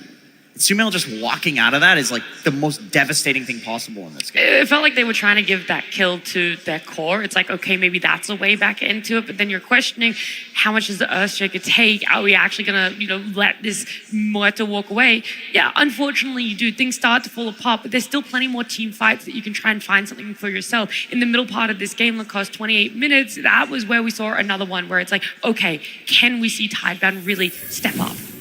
This is also going to be another fight where GH gets insanely good grip, but first the fight starts, they're going to be killing off Wolf immediately, so Noob is gone. But this is basically 4 versus 5 fight. You have 2 auras on Bach. It feels like they're super strong, but look at that grip. Immediately burning his mana, and then Sumail comes in. The rest of the team is also playing on a different side. You can see the Clockwork being super annoying, going onto the Earthshaker, not allowing him to play the game. And then Bach is isolated because he's just a tanky guy, and they will have more than enough damage to take it. At the start, it looked like an okay fight for Team Tidebound, but in the end, when you see the big picture, how the fight is going to be played out, it's just not worth taking that risk. I mean, this fight is like a perfect illustration about they didn't really have a mid hero. They technically have 3 support heroes because Earthshaker was so far behind, so he couldn't really output damage. And once the grip went out on the gyro, they have no damage in the team fight. The really small thing about that play as well that I think was so great for Enigma Galaxy is you see Noob die immediately, and that's where you're talking about the numbers, but he places his creep, right, his Helmdome creep, at a point where when the smoke breaks, everyone else around in his team is able to position to take the fight better. I think that's what's so amazing is, yes, he sacrifices his life, yes, he's a core, but the vision he gave and everything else set up for that perfect nightmare, set up for the Muerta to be in a great place. And the creep still has impact after he's dead. Like, this is why the item is so strong, is it's essentially like another hero. He helps the Clockwork zone the Earthshaker.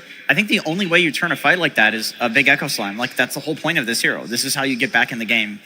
So identifying that and punishing that is another thing where we can say, like, Omar, he played this game extremely well. Not only did he carry the early game, he carried the team fights. Because what we didn't see, because he played well, is that big echo into comeback potential. Okay, we keep talking about Shaker, and we've said how rough his game was, but Purge himself is going to break it down a little bit more as to why these things happened. Thank you, Nat. Yeah, that was the most integral part of the game, in my opinion, for Enigma Galaxy going forward. And it all started with their draft, basically. They picked supports that were going to win the side lanes. And then in the last pick, they shifted the Muerta from an expected +4 into a mid lane against the Earthshaker. And if you've been watching this clip, he has been right-clicking the crap out of Nothing to Say. Nothing to Say has done a great job getting last hits, and frankly, throughout the laning stage, the first 5 or 6 minutes, he does a great job getting last hits and denies as a whole. But the constant pressure from Sumail that comes is causing him to spend more money on regen and make different decisions that he normally wouldn't want to make. So this pressure from Sumail's not spending money on resources. He does not buy a bottle. Nothing to Say does purchase a bottle for himself because he just needs it. Every time he's going for last hits and Sumail's ability is off cooldown, he's going to hit that to get some nice harass in with right clicks. Even watch this range creep here. This one that he's going to. Nothing to Say is going to want to go for a deny here if he can manage it. But if he approaches at all, he has to worry about this nuke into multiple right click every single time that he ends up approaching. So this shifts at the 2-minute mark. That's the first water runes coming. Sumail even gets to get his own water rune. Again, he hasn't bought any resources other than a single set of tangos. And Nothing to Say on the other side doesn't get to refill his bottle a single time. The supports won their lanes, and then the Bane's going to rotate towards the bot rune. Towards the top rune, and the clock can also do the same on the bot rune. So Nothing to Say just doesn't even get access to refilling his bottle, which is getting him farther and farther behind with regen. And this obviously cascades even farther. Here's the 4-minute mark, same thing, Clockwork, Bane moving to the water runes. They end up collapsing and getting a kill on Nothing to Say a little bit later. Kind of interestingly, they actually sent the Wolves all the way across the map to also participate in this. That's after Nothing to Say comes back. And the tough thing is that if you look at the map, this Sentry Ward here blocked the Ancient Camp. That Sentry Ward died of old age, and normally when you're playing in mid Earthshaker, what you're anticipating getting out of the map is a laning stage into an Echo Slam on the Ancient Creeps. That just didn't happen this game. So he had a rough lane, got harassed constantly. Sumail went the greediest possible item, which was going to be Helm the Dominator. He took the Earthshaker's mid tower at 9 minutes, which basically means that Nothing to Say now has even less space on the map to get things done. He doesn't have an Echo Slam combo to get himself gold, and then to make things worse, his first couple ganks don't go so well. So that was why he got so far behind. Less levels, less gold, less everything, and Enigma Galaxy got to do exactly what they wanted. A fantastic breakdown from Purge, really eye-opening about why that Blink Dagger reveal was actually so important, why we should have seen them commit a little bit more on getting that kill. I'm sorry, I just need to mention, every time we go to Purge, it's like the weatherman that's like, devastating hurricane in Florida. It's always like, here's how the most devastating thing happened. No. Like, so I didn't notice the Ancients being blocked. But not that bad. They learned a lesson. Yesterday when they were playing against BB Team, that game number 1, they tried to invade into Earthshaker's triangle, and they got one hero immediately deleted from the game. So this time around, they were just, well, let's take it slowly. Let's just put a sentry down. It's a much easier approach, and they also did manage to shut him down completely in that mid lane, killing his tower, which resulted in NTS not having a game. I was checking the numbers. He only did 7,000 damage as Earthshaker. Yeah, devastating news. I don't know if that's the time that we wanted to drop it as our team are walking back out on stage. Tidebound, hopefully going to be able to find some energy, find some new strats for themselves. Enigma Galaxy, well, they're getting a lot of cheers, a lot of waves from the fans as well here. And I have the question mark about this Earthshaker coming into the tournament. Everyone had their eyes on him. It felt like he was doing great in the road to the international playoffs. But now that we're on stage, it's not garnering the same success. More things about blocking Ancients, more things about bullying in mid matchups just aren't going the way of this hero having the good setup it needs. I think NGX is just smart. They found a counter. Like, I legitimately think if Earthshaker comes out again, they're going to pick Muerta mid. To me, this looked like a counter. Like, all of these little plays that I thought you were going to say if someone's going to be picking Earthshaker, they're going to be banning out Clockwork. Yeah, that was also looking like he was definitely going to say that, yeah. They banned Queen of Pain, which has looked good against Earthshaker, and I think heroes fall out of favor whenever they're really overpowered, when there are like 2 to 3 really good solutions to them, because then there's always going to be one where you can't ban it. Like, you can't ban them all. And this is when a hero falls out of meta. So maybe the stock in Earthshaker should just go down, or we should start seeing it be flexed more to the other roles like we keep talking about. But it seems like it never happens. I mean, it's the lane, right? I think they expose how vulnerable Earthshaker is in the lane. Maybe teams overrating the hero a little bit. He's still strong, but you don't want to open the draft with Earthshaker quickly because he can run into lanes where he can't really play. Ranged heroes definitely destroy him in lane. Yeah, ranged heroes and probably blocking the camp. Those are the two things. Those are the two things. Yeah. You have to look out, and obviously also the supports. You need to have the right supports to enable you to be able to do that. But if you're an offlaner, there's a lot less stock in like committing to shutting the hero down, like in blocking the camp, because then you could stack the other camps on the side of the map, right? Like there are other options, and there's like less value in like, okay, we need to get this Blink Dagger super early because this is our mid hero. We need to play around it. So maybe a flex should come into play. Yeah, it's also maybe not relying on just your mid player being the playmaker. That's something that's normally very like cohesive with, okay, a mid laner is going to be our playmaker. They're the one that's going to run around with the support. Maybe you're still fine if your mid laner has a rough game if there is a backup in an off laner. Yeah, definitely the case. Like I think Underlord is just a weird hero to play around. Like a lot of the time that it's not in the meta, this is the thing that we point to for why not, is that you need a lot of levels before you can start really being active. Like it's more like you're active with other heroes, and then he ults in and gives auras. These teams aren't wasting any time, by the way. They're back in their booths, and they are back into draft for game number 2. Team Tidebound versus Nigma Galaxy. Game 2. Top 8, that would be the placement Tidebound get for themselves if they aren't able to bring something out of the bag for game number 2. Elimination is on the line. Nigma Galaxy, they kind of just want to repeat what's been happening, hoping for themselves that it's going to go the same way, and at least for draft's sake, it's going to start out in a very similar fashion. They're having first pick here. It leaves Invoker in the pool again. They had to switch things up, removing this Lycan, which did cause a lot of issues for them. But Nigma Galaxy, they don't want to mess around. Muerta, now they've shown that they can play this from 2 different roles, and I'm also pretty sure that Ghost can play it. She has to have that third option if necessary, because Muerta with the other facet does allow you to play from the carry role, and she seems relatively good, I would say. But what Sumail has shown in the previous game is that he can pretty much play anything Kurotokin and Inter. It's Sumail. He's going to be playing whatever he wants, and the King is back. I'm not just talking about the Sand King, but also Sumail. He's having some top-notch performances.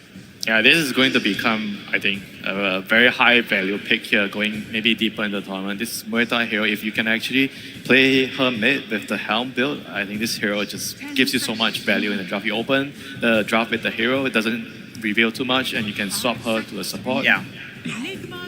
I mean, very recently it was like considered an S tier support, and I remember we always questioned like, why is it falling off? You know, the Ags build. They nerfed the Ags. I think that's probably the main reason. You don't have the double and the talents, right? You don't have the level 20 and 25. Yeah, 20 to 25. It still felt like something that could come out, especially for like the specialty players. So I'm glad to see that it is coming out. But when you have heroes in the first phase, like they almost always have to be flexed. Yeah, I mean, the Sand King is like an appropriate response to that. Kind of like also a mid hero / off lane hero, flex hero, so you can decide it somewhere down the road.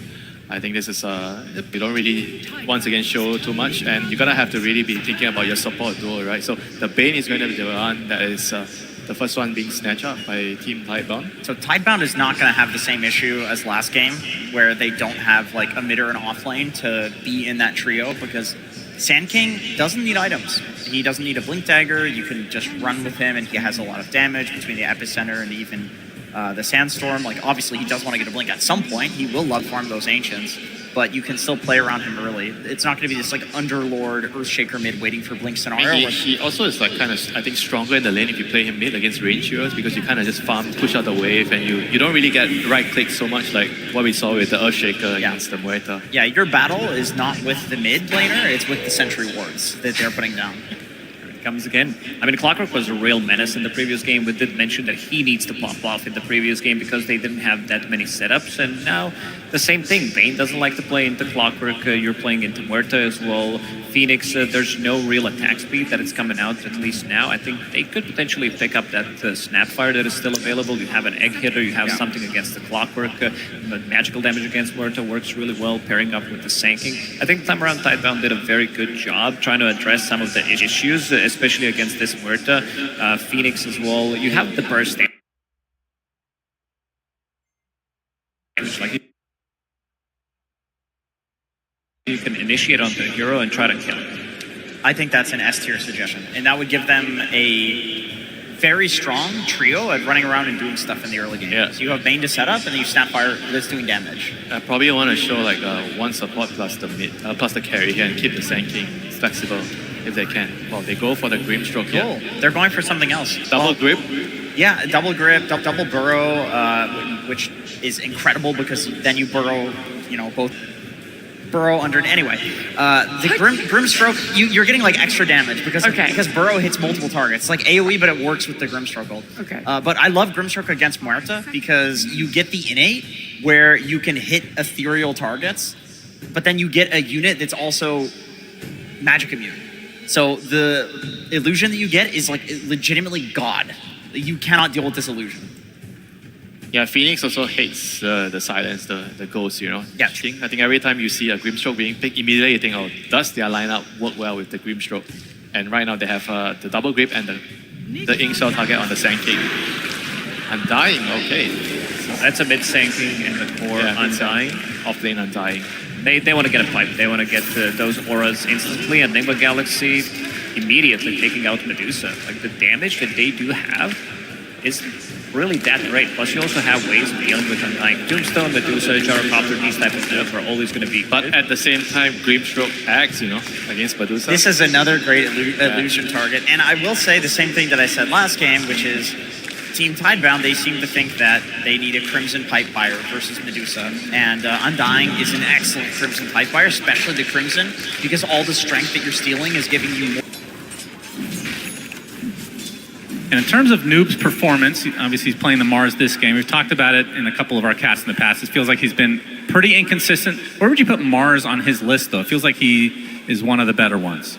Yeah, it's been one of his best heroes this tournament, but the hero in itself, it's also one of those heroes where it's really easy to look bad because the spear is so telegraphed and so iconic that if you miss 2 or 3 spears in a row, you might be like, man, I'm having an awful game, but we've had games in this tournament. Arena comes out with the reinforcements as well. Shiro's in a bit of trouble. Gets silenced thanks to the calling. Sumail showing up. Oh, the re-silence. There, and Y looks to be next on the list for NGX.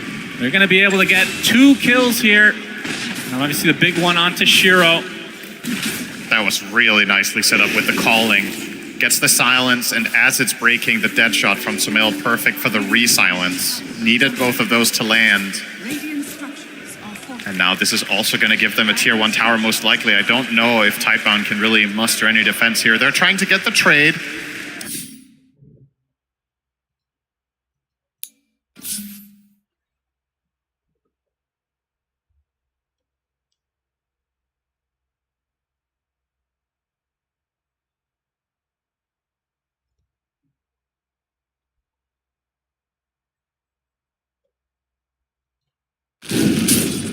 Dire's structures are fortified.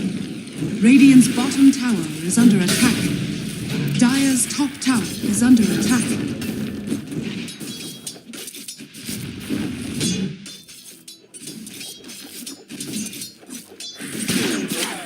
What? Radiant's bottom tower is under attack. Radiant's bottom tower has fallen. Dire's top tower is under attack.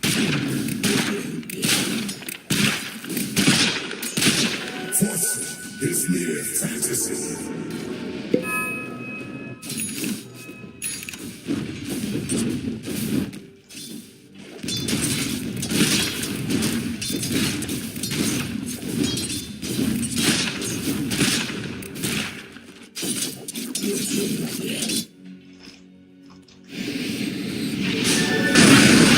Dire's middle tower is under attack.